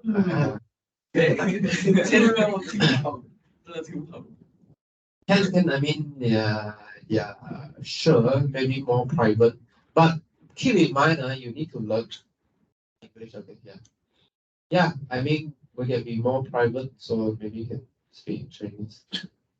But surely I cannot speak all Chinese, because all the term I also don't know in Chinese. Right? I learned this material in English. Sorry, my Chinese is not good. Yeah. Thursday. Thursday. Is Thursday good for everyone? Huh?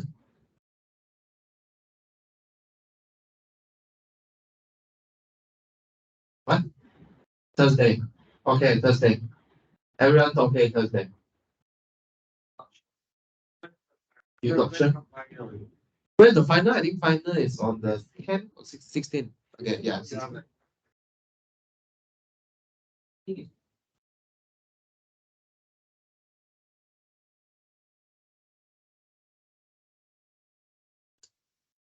16th. So which day you guys want to do revision? Huh? No, I mean, first of all, it's no time. The second of all, the venue are used for exam, right? Yeah. During the study week. Yeah, pick a day on study week. Which day? Thursday. Online. You are online. Huh? Sorry? Up to you. Online then easier, isn't it? Online easier. Online you have a venue online, but you open the camera online, so you can choose. Like No, wait. You want to pick day first or not? Thursday? Thursday, everyone okay, Thursday, Any objection? Revision, we were trying to fix a day for revision during the study week. Yeah, you cannot hear, but you have any opinion on day or not? Which day you want, or because they're also planning to do online, so you can do it everywhere you like. So do you have opinion on day or not, first of all? Yeah, sure. I mean, do you have do you want to attend, first of all? No, right? So it's okay, So our decision doesn't affect you, right? Yeah, any decision doesn't affect you. Yeah. So Thursday is okay, right? Yeah. So if those who like to come Thursday is okay, then we fix Thursday. And then what's the time you guys want to do? 1 hour, 2 hours, or yeah. Oh, I mean, you mean finish problem. Fix around the timer. I mean, within 1 hour or within 2 hours? 2 hours, okay. Morning or afternoon? Afternoon. Afternoon. Up to 2 to 4. Okay, 2 to 4. Okay, Thursday 2 to 4. Yeah, 2 to 4. Evening, right? Before evening. 2 to 4. Okay. So do it offline. Offline, huh? Online.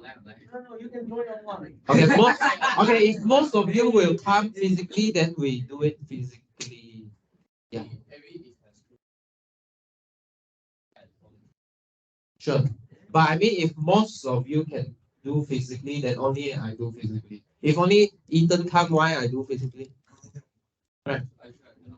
You cannot. How about the rest? Physically. 2 physically. 3 physically. Okay. So who else can do physically? 4. 4 physically. More than half only I open. Right. 5. Physically. Okay, physically. Okay, then we open the online option if you want to join online. Okay. So I try and fix one room. See if I can find a room. One room, no study. I know, but I scared they lock it or not. They already arranged for Starbucks. No, yeah. I think got every room, right? Oh, maybe can we book the library? Book library. Huh?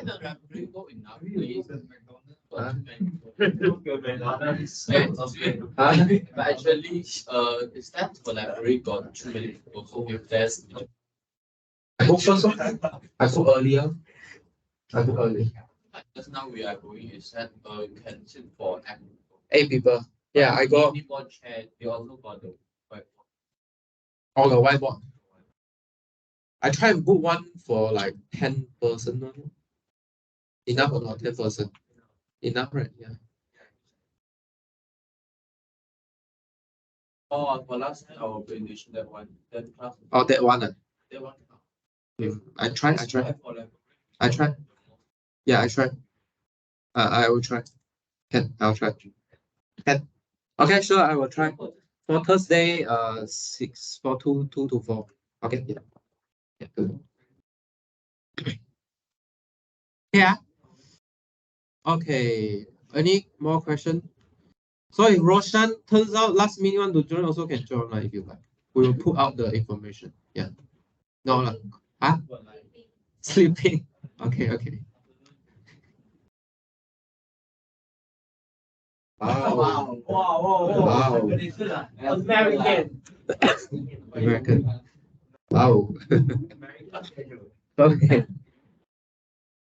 Okay, so what's this curve here? Okay, so what's curve of F? So you need to take your gradient cross with your vector field. Okay. And then what's this cross product here? So you set up your IJK. And then you're trying to find the determinant of this matrix here.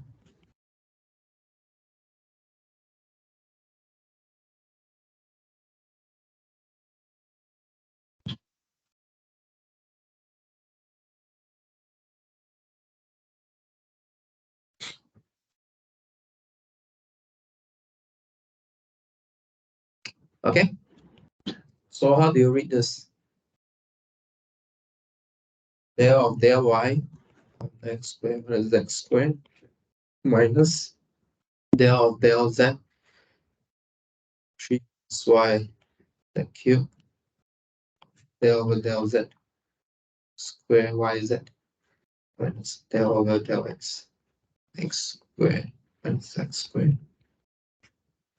And then the third one is del over del x of 3x y z cubed minus del over del y of x squared yz. Okay, so in the end, what do you get?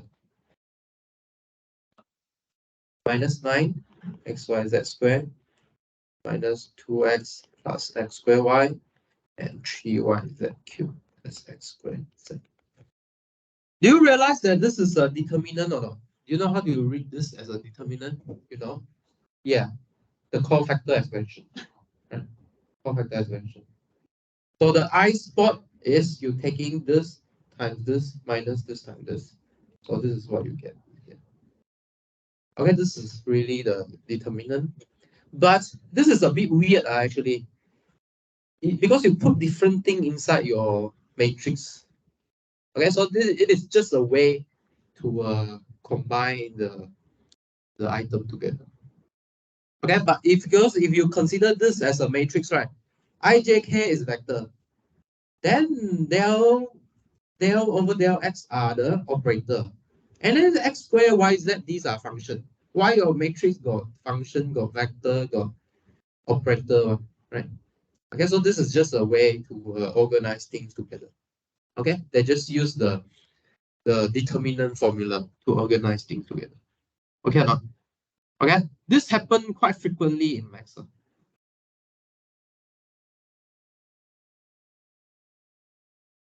Okay, good.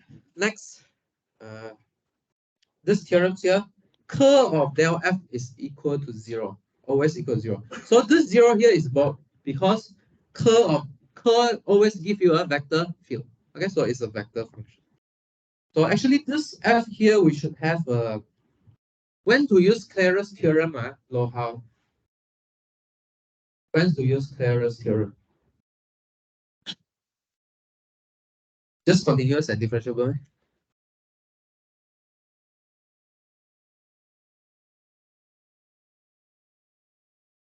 Low house project.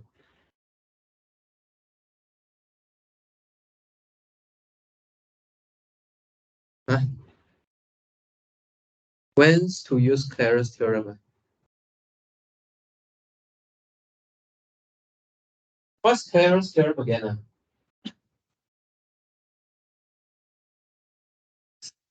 Second partial derivative a mixed part. When is mixed partial derivative equal? Right. So when is it? If f is what? If f has continuous second partial derivative, is it? Yeah. Okay. So if this, if this is true, curl of del f should be 0. Okay, let's quickly see why is this true. So you should use your definition. Okay, figure out what is the curl of del f here.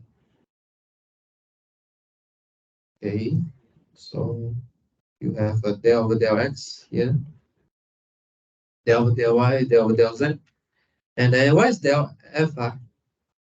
What is delta f? So you have del f of del x, del f of del y, and then del f of del z. So you put all these together as well. These are all the differences of your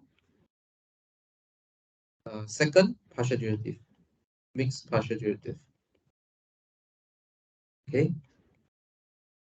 And then this difference are exactly 0. Okay, by Claira's theorem.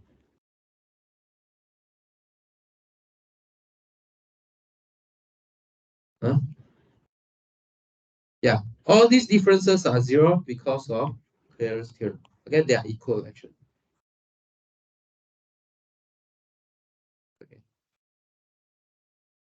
Okay or not?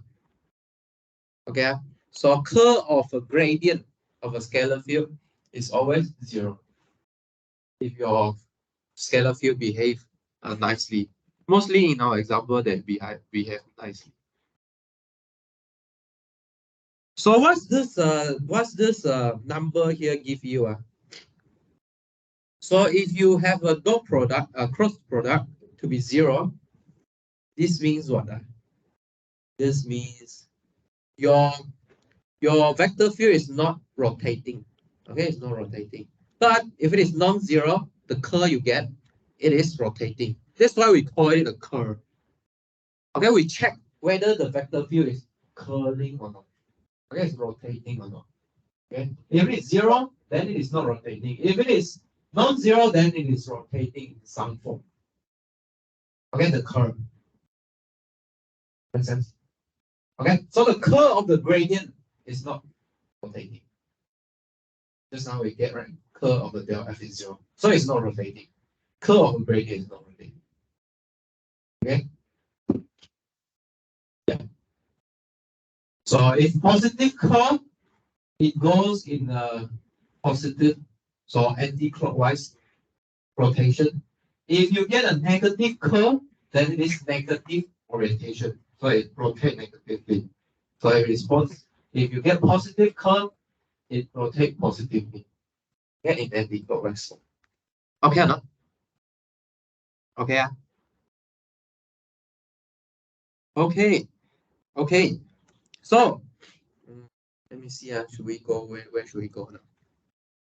I think we should go further and then we take a break.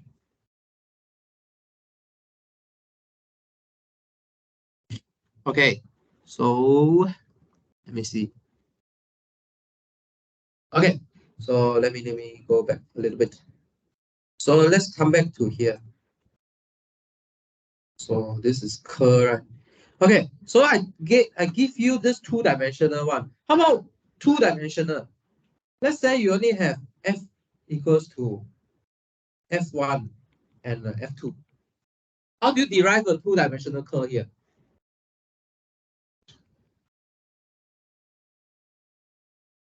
Huh? Your f3 is 0. So what do you get?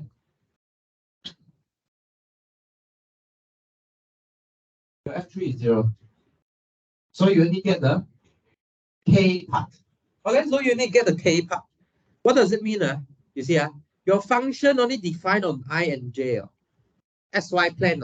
It suddenly come out a k part. What's going on then? What's going on? Meaning what? Meaning what? Meaning what?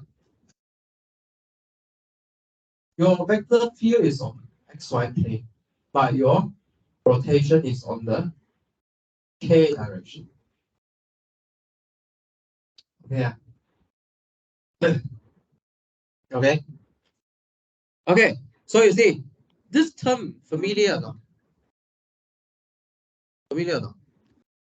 How about I make like this?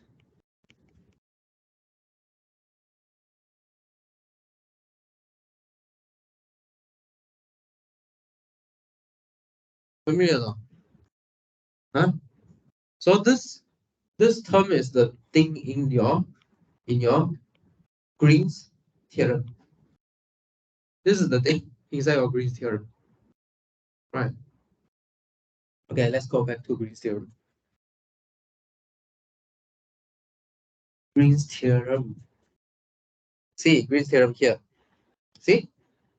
This is your curl. Okay, let's set our f to be pi plus qj. Then this Green theorem become curl of f. And then on the right hand side here, I tell you what is this? P dx q dy. This is a work done. Okay, work done of f.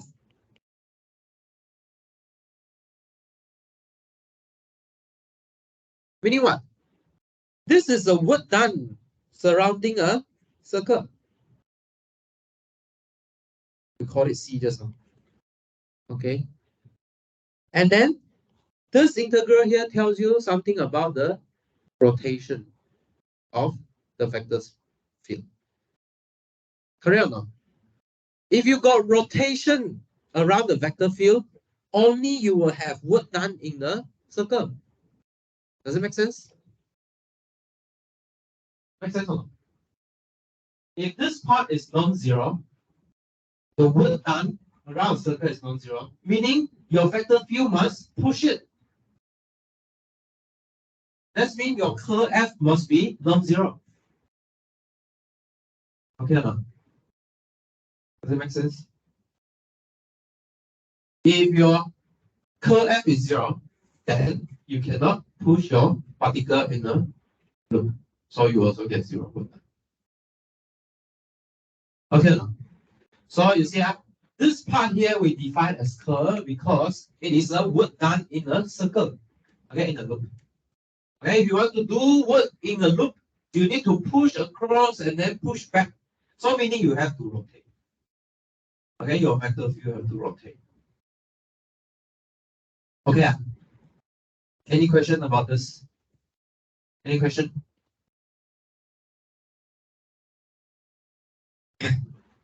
Any question?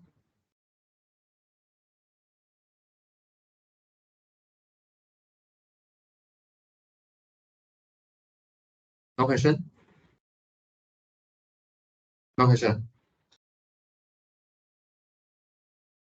And then another thing is one place, and then one thing about this number here, this this expression here. Okay.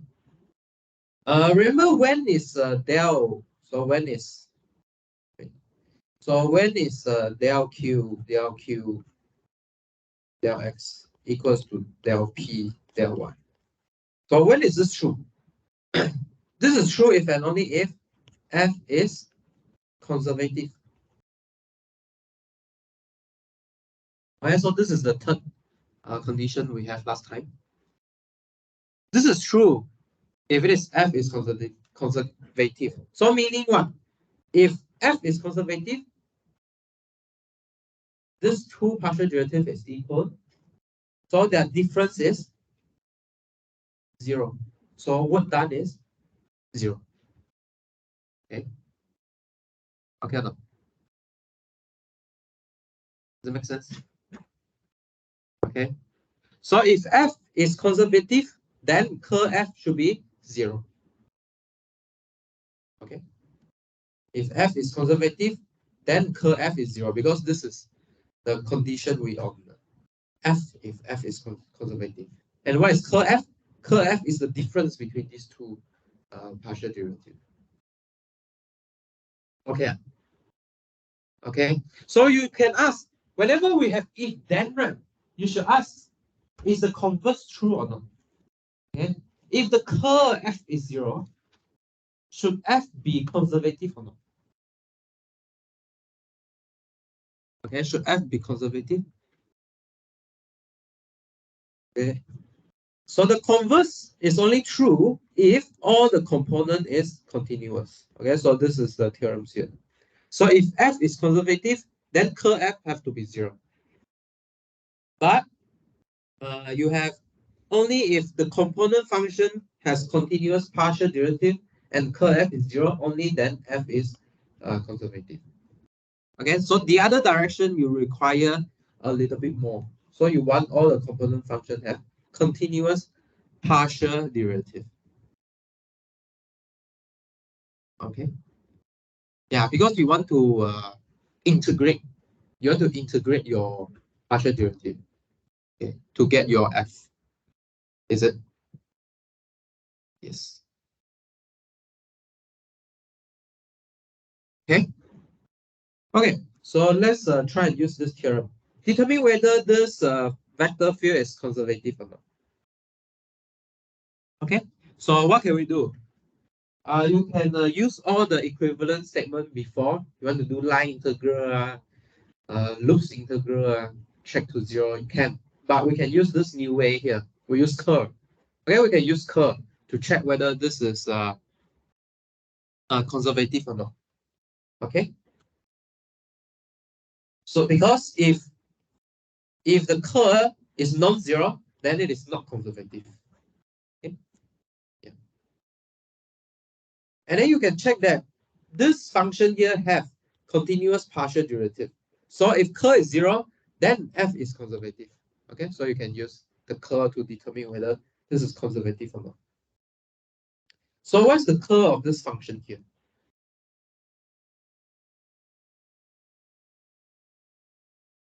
What's the curl of this function here?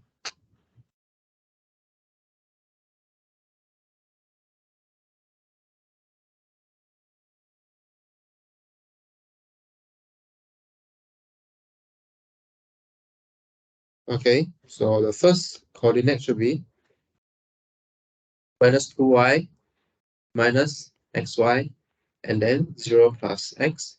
The third one is yz minus 0. Okay, so you should get this vector here.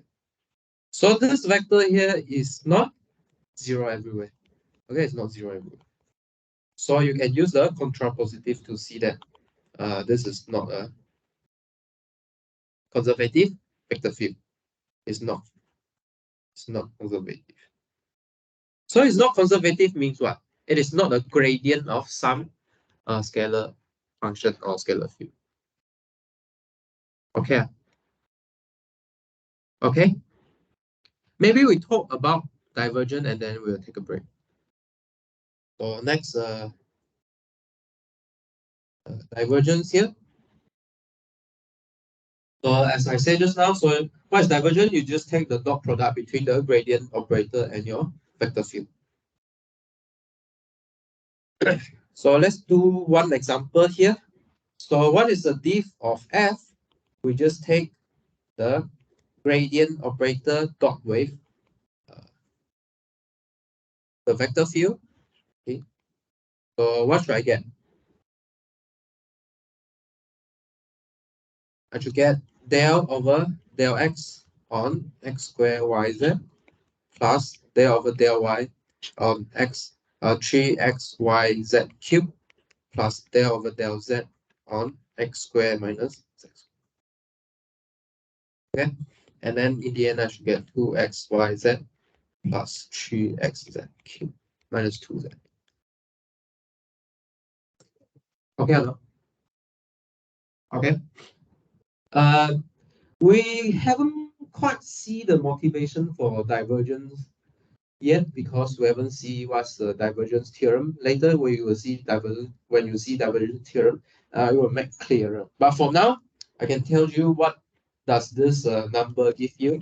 So if you take dot product together, you get some number less than 0, meaning the vector field is attracting towards the point. Okay, so divergence is like far sum. Okay, whether it comes towards the point or go away from the point. Okay, or it just pass through the point. But if it is greater than 0, then meaning it is diverging. So the vector space is diverging away from the point. Okay, when it is 0, then it is not diverging or not converging. You can see that at this point here, there's something go out, but at the same time, there's something coming in. Okay, so the divergence rate is like 0. I got something go out, something come in. Okay, but if it's greater than 0, then it's always going up. It's like what do you call a source, right? A source, and then this is called a sink. So everything falls inside. It's a sink. Sink, source, okay, and then this one, half sink, half source. Okay, go in and then go out. Okay, so when you are studying, you are divergent or not? Are you a sink or are you a source? Or you are half sink, half source?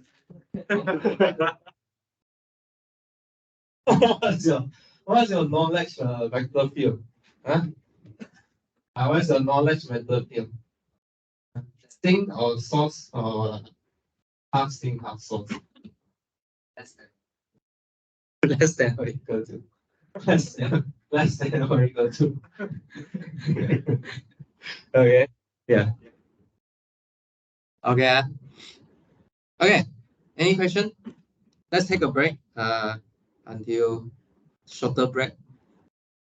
Okay. 5:20. 5:20. Then we start.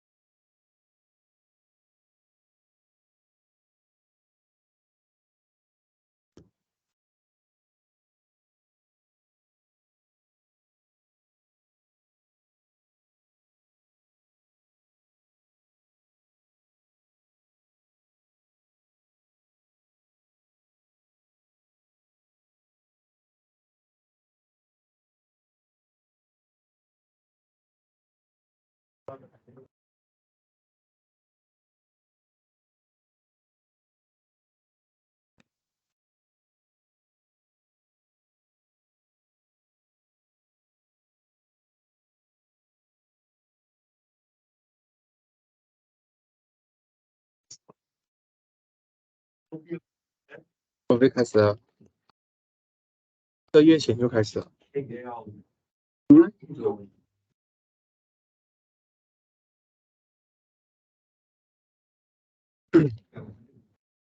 是个流感的，是个流感。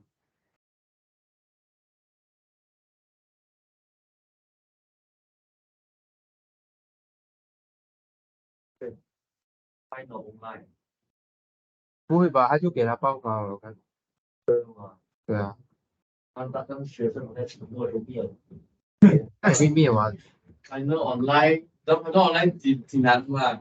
我同学，然后我同学毕业考 online 考的，我操！根本就是一架机器在那边在工作，然后那边一个 camera 一个 camera 后面照着你，你要开着 cam， 要开着麦，全开完。如果你家里但凡你的家人经过你房间，一人整有全部都知道。还要知道这样知道开着麦懂吗？开 cam 开麦啊，全开啊。开 cam 不用，全网考不用。就你们考就难，而且时代不一样了，我们。有传统老师的讲法，做爆发就爆发，反正现在的 virus variant 又不是一个 virus variant。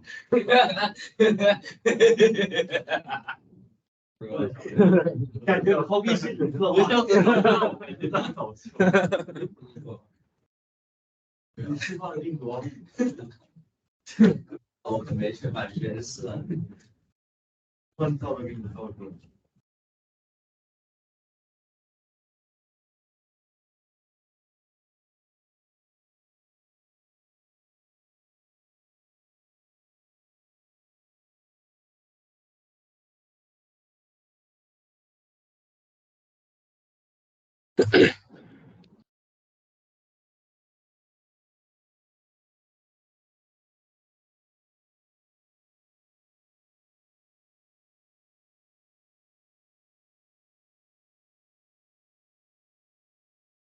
你们在那个algebra and analytic geometry 里面有学 parameterized curve 吗？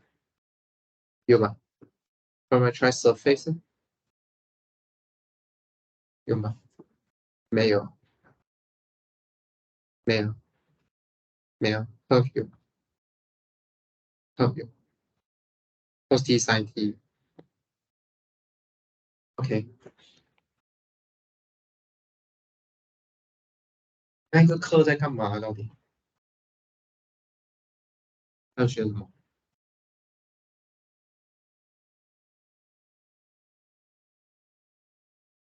啊？那个课要学什么？对对对，那一门课学什么？大量的计算，算什么东西呢？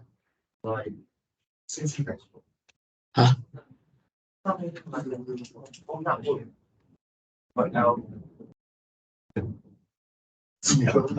也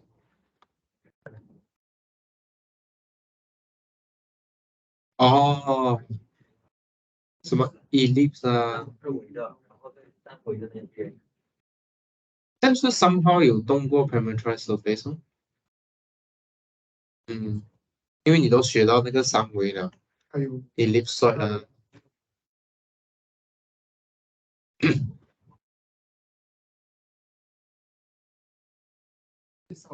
介绍吧。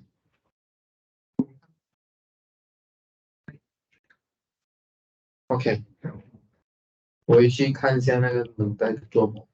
But what I'm gonna introduce again is what supposed to be what you have learned in that course. Really quick. Okay, so what is parameterized curve? Okay, what is parameterized curve? We start with a line, real line, okay, or a timeline. Okay, if you like a timeline. So timeline is straight. Okay, but as a human, you like to walk in a drunken way. So you like to walk in a there's a path. Okay, so there's a path that you walk. You can imagine a drunk person how he walk, right? So maybe let's give us a 3D space. Okay, maybe he walk in a drunk way like this. Okay, maybe come back again. Hey, like this. Okay, so this is the path. Similarly, we can parameterize, so we can generalize this. Okay, we can generalize this. We can generalize to surface. Okay, we try to generalize this. So what are we generalizing? So we are parameterizing surface. So what do I mean by that? So similarly, we start with a basic object, which is the plane. Okay, R2. Okay, R2. So how should the R2 sit in R3? Okay, so you can imagine your back. Right, your back. Your back is smooth. Right, your back is smooth. And then there's a how to say, it's smooth. And then there are ups and downs inside your back. Your back is not a square. Yeah, okay. So like this back here, right? See this back. There's somewhere that's higher, there's somewhere that's lower, right? You can find the local maximum, local minimum, okay, extrema minimum, right? Okay, so just now we want to when we want to integrate over this line, okay, let's do some integration over this line here. Where we can easily integrate using calculus 1. But how about integrate over this curvy line here? We will need to use the line integral. Okay. Line integral for the area of the, we call it the curtain last time. Okay. Similarly on the surface, right? We know how to integrate over this surface here, the rectangle. We know how to integrate over the rectangle. But how about I want to integrate over this curvy surface? Okay, you should imagine I want to integrate a surface, a volume on top of this surface here. Okay, there's a function on top of this back, right? I want to integrate over this back, the area of this back. How do I do this? Here higher, here lower. Right.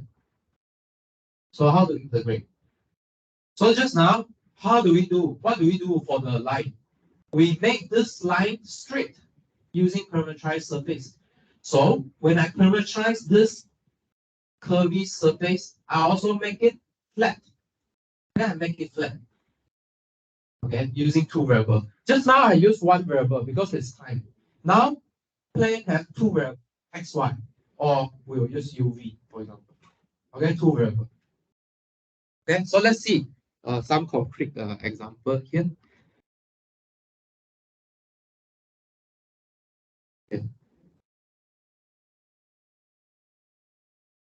So let's look at this example. Okay. So this is the surface. What surface is this? This is a cylinder. Okay, so this is a cylinder.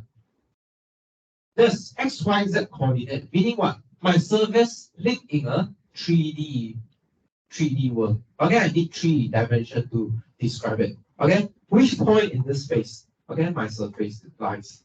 Okay, x, y, and z. You need to tell me. Okay, so why is this a cylinder? Why is this a cylinder? Show why is this a cylinder? So the first coordinate you have 2 cos u. The last coordinate you have 2 sin u. So these two variables satisfy what equation? A circle equation. Okay, so 2 cos u squared plus 2 sin u squared equals to what? Equals to 4. So this is a circle of radius 2. Okay, so in which direction? X and Z. Okay, X and Z together form a circle. So that's why this cylinder is having the y-axis as a center. Because the X and Z together form a circle. Okay, and then what's the variable on the what's the variable on y? It is u. It is v. Okay, v has nothing to do with u. So v is independent with u. So for any v, I have the same circle. Okay, that's why I can join the circle together. Does it make sense? Any question? Okay, so you see cylinder is a surface. So surface, you need at least 2 variables to describe it. I just need to use u and v. Okay. But u and v, I give you, so let me put this thing out. So R2, but I give you a point in R3 here. Okay, because every point on this cylinder is living in R3. Okay, make sense? Okay. Okay, so maybe I'll let you try one exercise. Which exercise? Let me see. Okay, let's try this exercise. Can you try and parameterize this surface here? So this is a sphere. Okay. Sphere, so you have a ball. So outside the boundary of this node. Yeah. Okay. This sphere here is a surface. Okay. So how do you describe using two variables?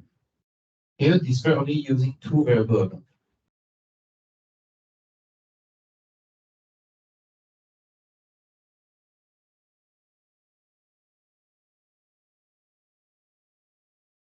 Use can you use two variables to describe the sphere?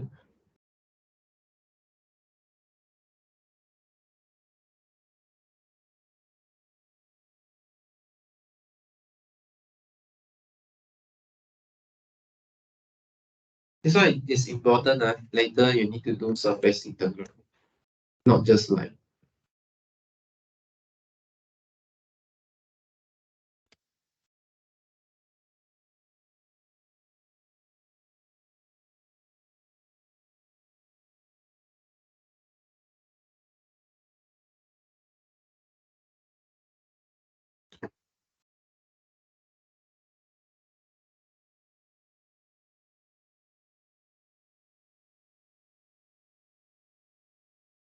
Okay, so what's the two variable that should be changing here? Theta and phi.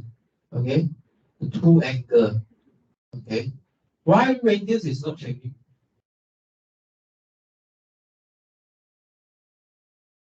It's a sphere. Okay, it's a sphere, and also this sphere has a fixed radius. Okay, it's a fixed radius A. Okay, call it A. Right. So what is this surface here? So the S coordinate should be A sine phi cos theta, and then Y coordinate is A sine phi sine theta. The Z coordinate is A cos phi. Okay, so where does my theta and phi lies? Phi going from where to where? 0 to pi. Theta going from 0 to 2 pi. Okay, so this means what? I transform this plane here, this rectangular region here, okay, which is pi times 2 pi. And then I glue it into a sphere. You see, sphere is like this, but I just take this strip here to build this sphere. Okay, later when we do the change of variable here, meaning we are integrate over this flat strip only. Okay, no? You get the idea? So R phi theta will give you the sphere, but when we integrate over this variable, you actually integrate over the strip. Okay? Okay, let's see more example later. Okay, just now we talked about curve, right? And then we talk about tangent vector because we need to compute the s prime t, y prime t, right? So similar for the surface. Okay, we need to be able to compute the tangent space now. Okay, tangent space of a surface. Just now we compute tangent vector, right? Now, because line, the tangent line is a vector. But now on the surface, we have tangent space. Okay, we have tangent space. Or tangent plane. That's how we say. Okay, tangent plane. Do you remember?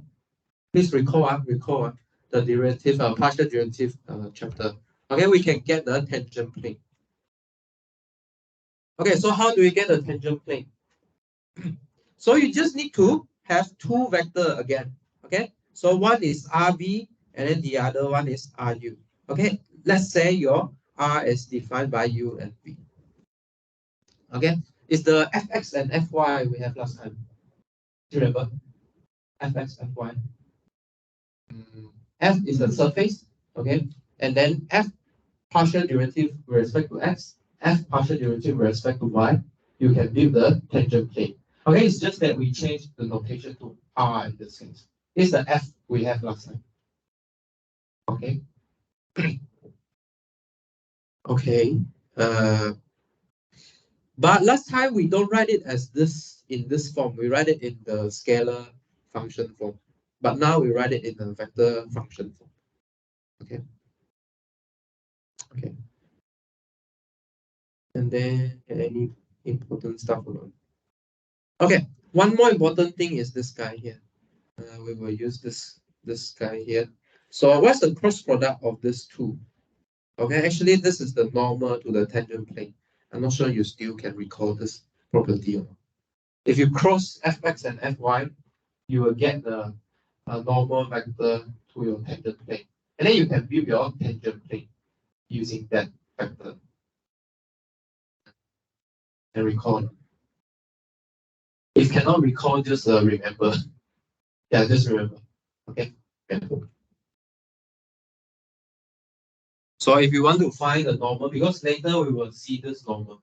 So how to find normal to tangent plane? You need to cross the first partial derivative together. Yeah, this is the idea.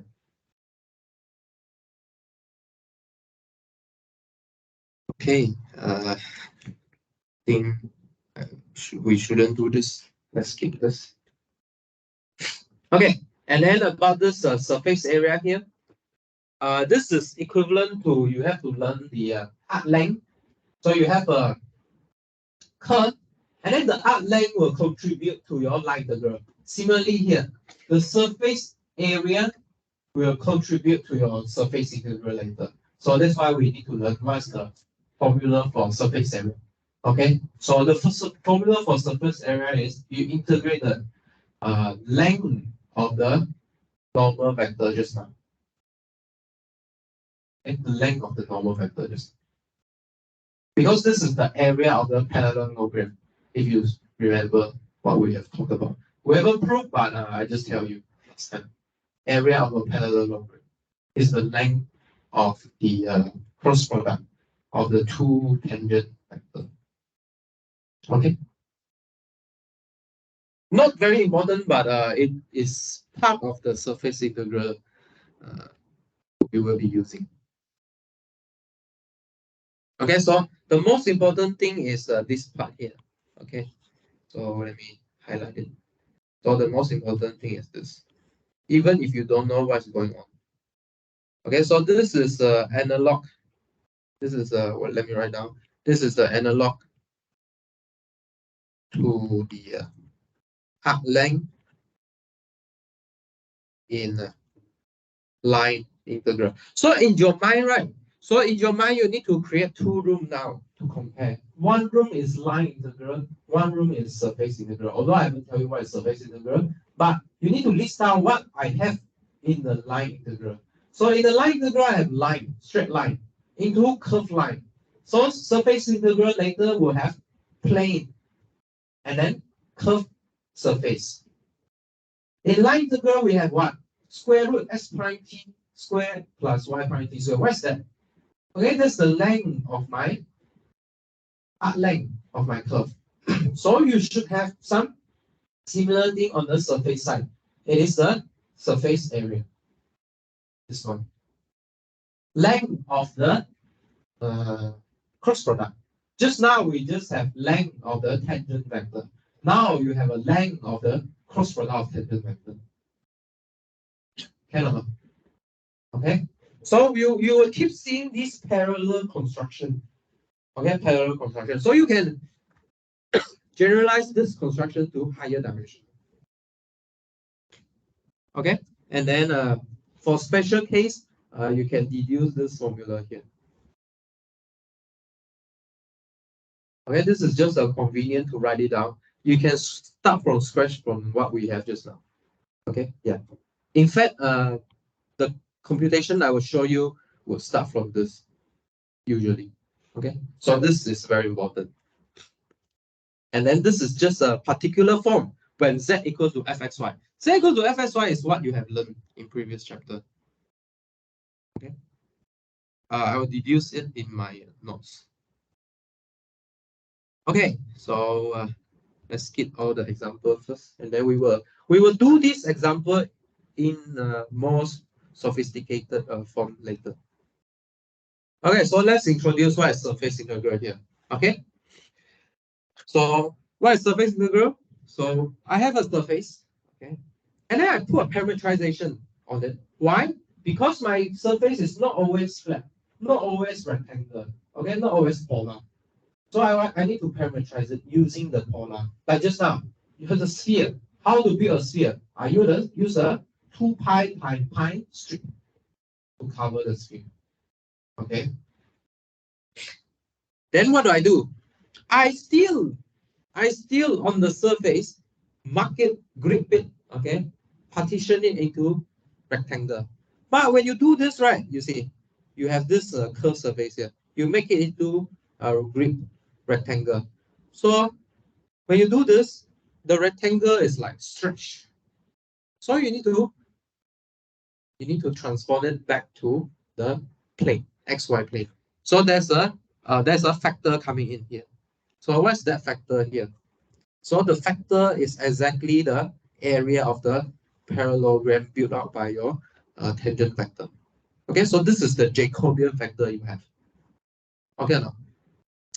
Not that this is a bit different. This Jacobian factor here is a bit different from what? From the polar coordinate, spherical coordinate, and cylindrical coordinate. Okay, this is just transforming the curved surface to a flat surface.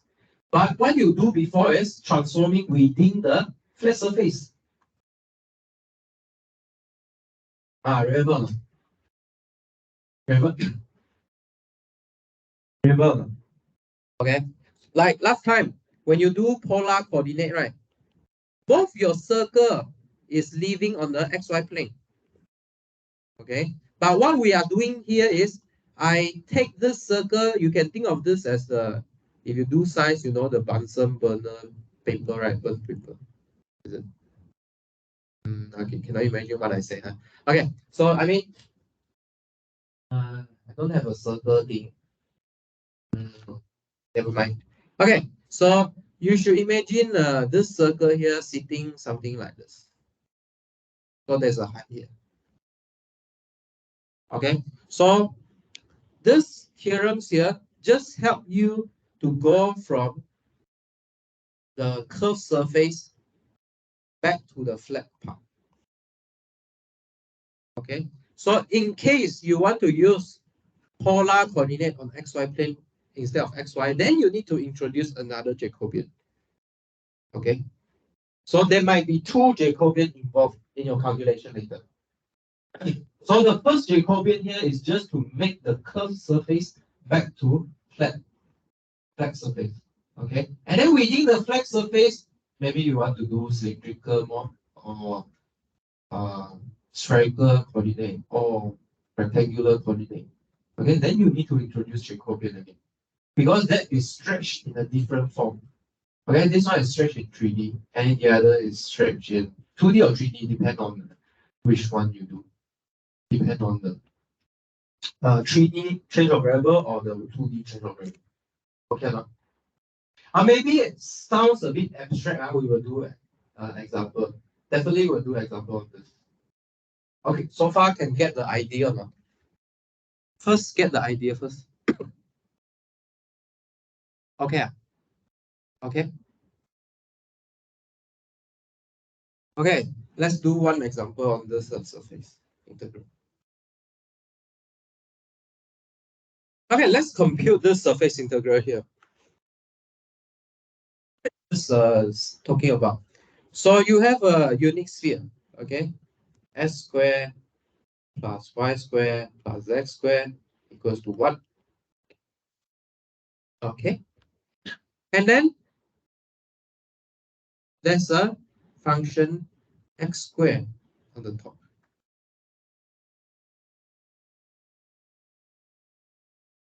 Okay, what does this mean here?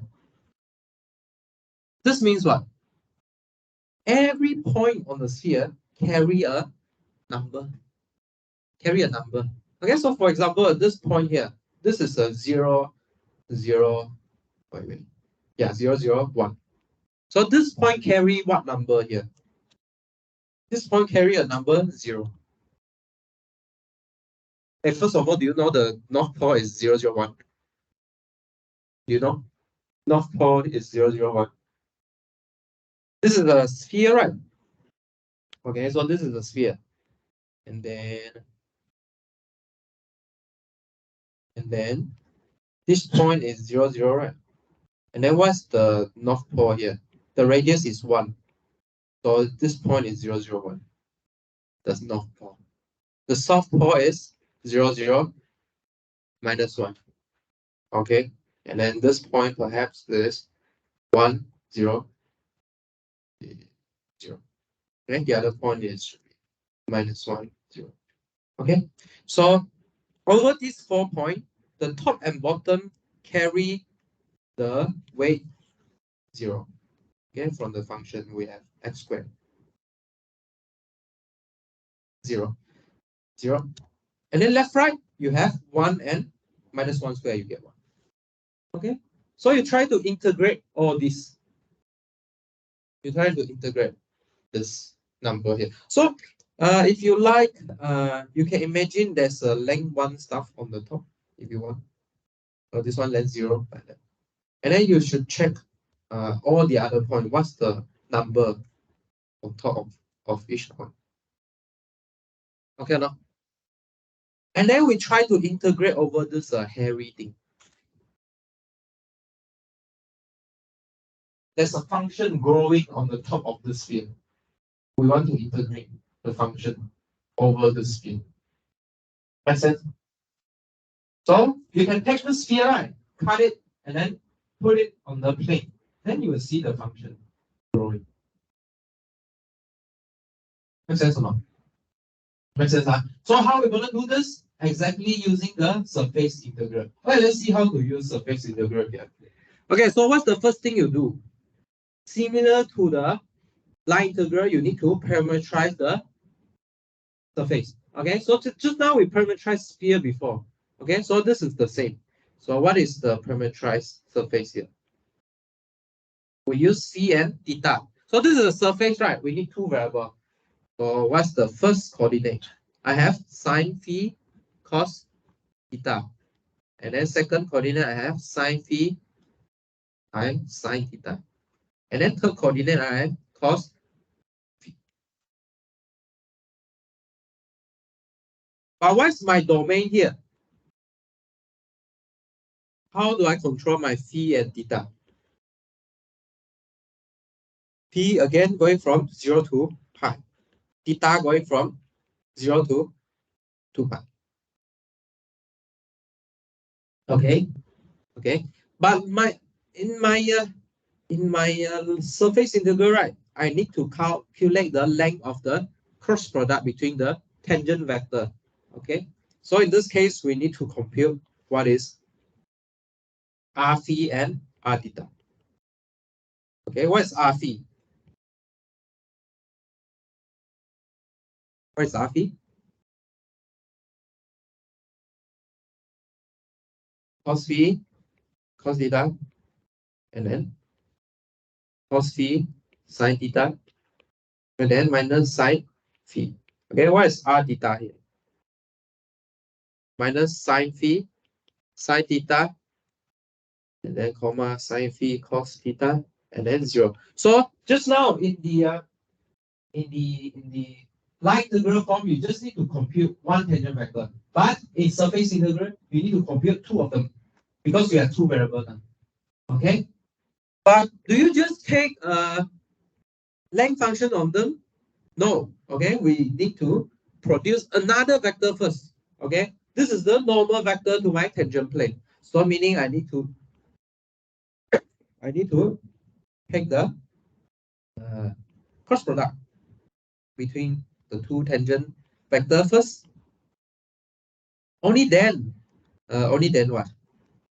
Only then I can take the length.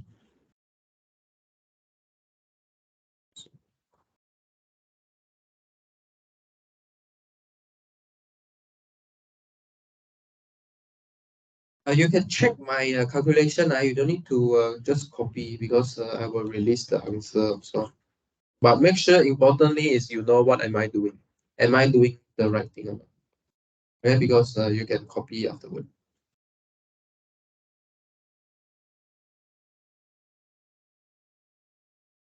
And then similar to the cos integral, similar to the line integral, what do? We compute the length of this new function. Okay. So if you believe me, this will reduce to sine phi. Okay, you can compute. Try and compute. So you can see that it's quite amazing that the construction continues. So the Jacobian factor seems to be length of some vector. Okay, this is not a coincidence because if you cross these two together, you get a normal vector on the tangent plane, and then if you take the length, it is the area of the parallel. It in fact compute the area, not just length. Okay. This compute the area of the grid you see just now.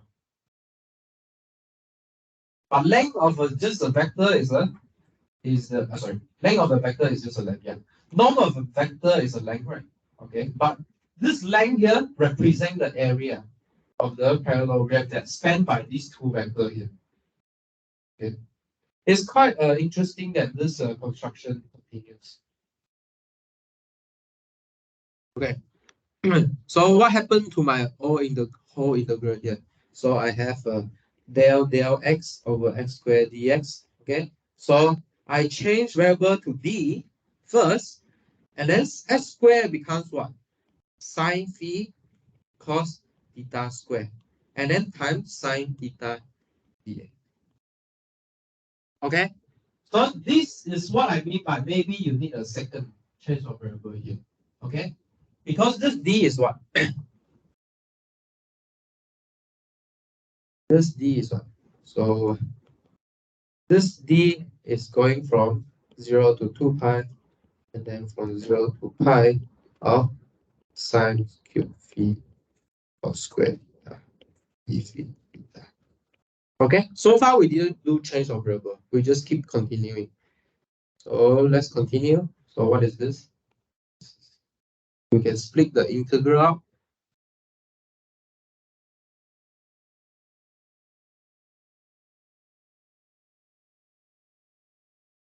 0 to pi sine cube phi d phi. Okay. Which one? Both of them are a bit tedious. The right hand side one is more tedious. You need to do change of integration by substitution. So everything will turn out to be 4 over 3 pi.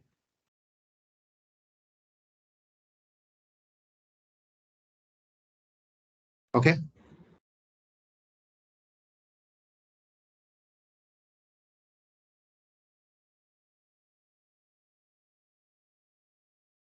Okay.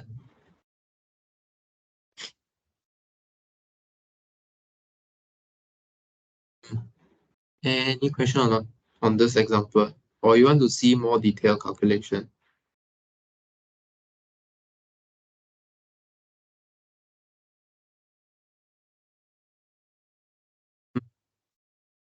Any question?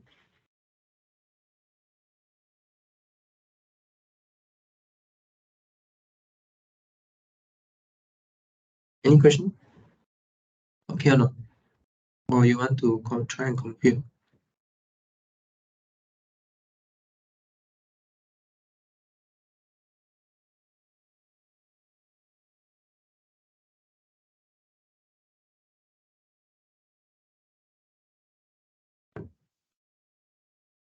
Hmm?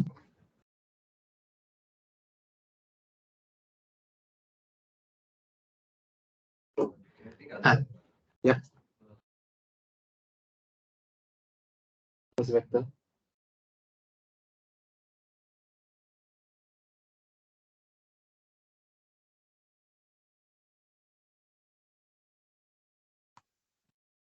Okay.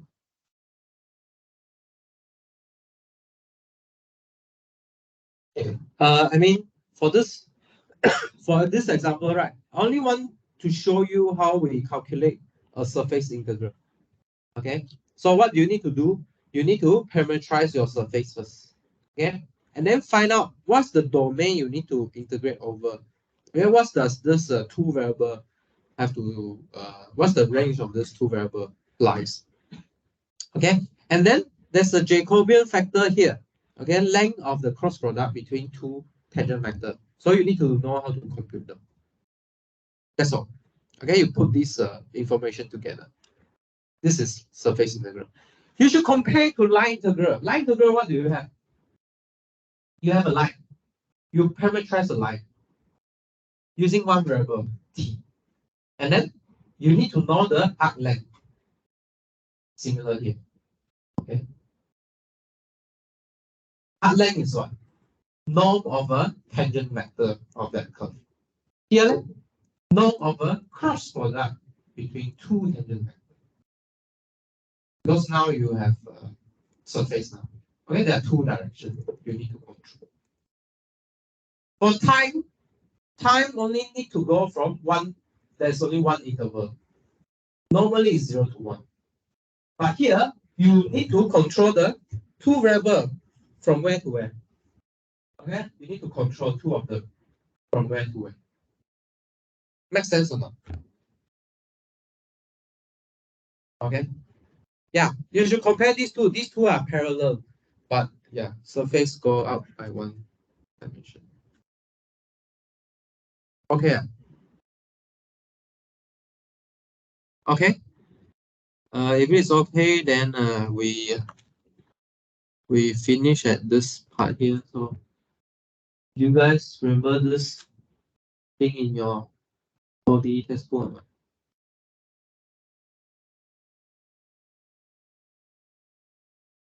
Huh? Remember? Any memory or not? Huh? Just a little. Huh?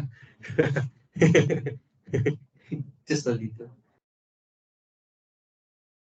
Which this theorem here? Is this your textbook? Does your textbook look like this, or you never see the textbook? Rarely see. Okay, this theorem here.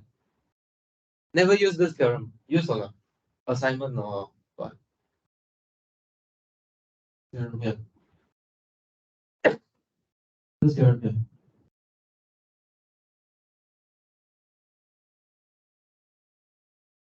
Is an exact differential equation if only if m with respect to y equals to n with respect to x.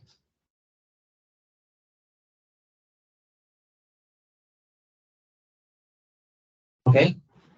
Yeah, how to prove this? Right. Have you ever seen the proof in the book or not? Huh? Sorry? Lecture got proof before. One direction is quite standard, but the other direction could change. Okay, so how do we see these? So this equation is mxy plus nxy dy. So this is y prime. Why is y prime here? Y actually in term of should be written in term of x. So this is dy over dx. Okay, but you can rewrite this as this. If you go higher level in pure max, actually this is called the one form.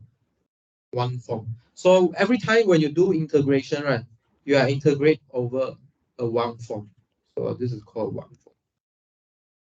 So if you do surface integral, it is two form. Okay, dy dx. So you could imagine you have 3 form, 4 form, up to n form. Okay, you could have. Okay. So once you have these, right, what you can do? In our topic, we do the loop integral. Okay, we can integrate this thing over a loop. Integrate this thing over a loop. This means what? You integrate a zero function over a loop. you always get 0. So if the loop integral is always 0 means what? The vector function defined by this m and n is conservative. If it is conservative means what? It is a gradient of some scalar function. And this is what you want. The scalar function is the phi that you want. Yeah, phi is a scalar function. Correct, right? Phi should be a scalar function. Didn't mention. Yeah. First, this is you differentiate, you get m. What is m? Function. Doesn't tell you what function is it. Let me see. Got say or not? Yeah. At least from here, I can see that this is a scalar function, phi. Okay, it should tell you where's the domain and codomain for m and n. So I suppose you need to go before this page. You should go before this page. That should tell you what's the codomain for this m and n. And it should be scalar function. Okay. Okay. Any question? No.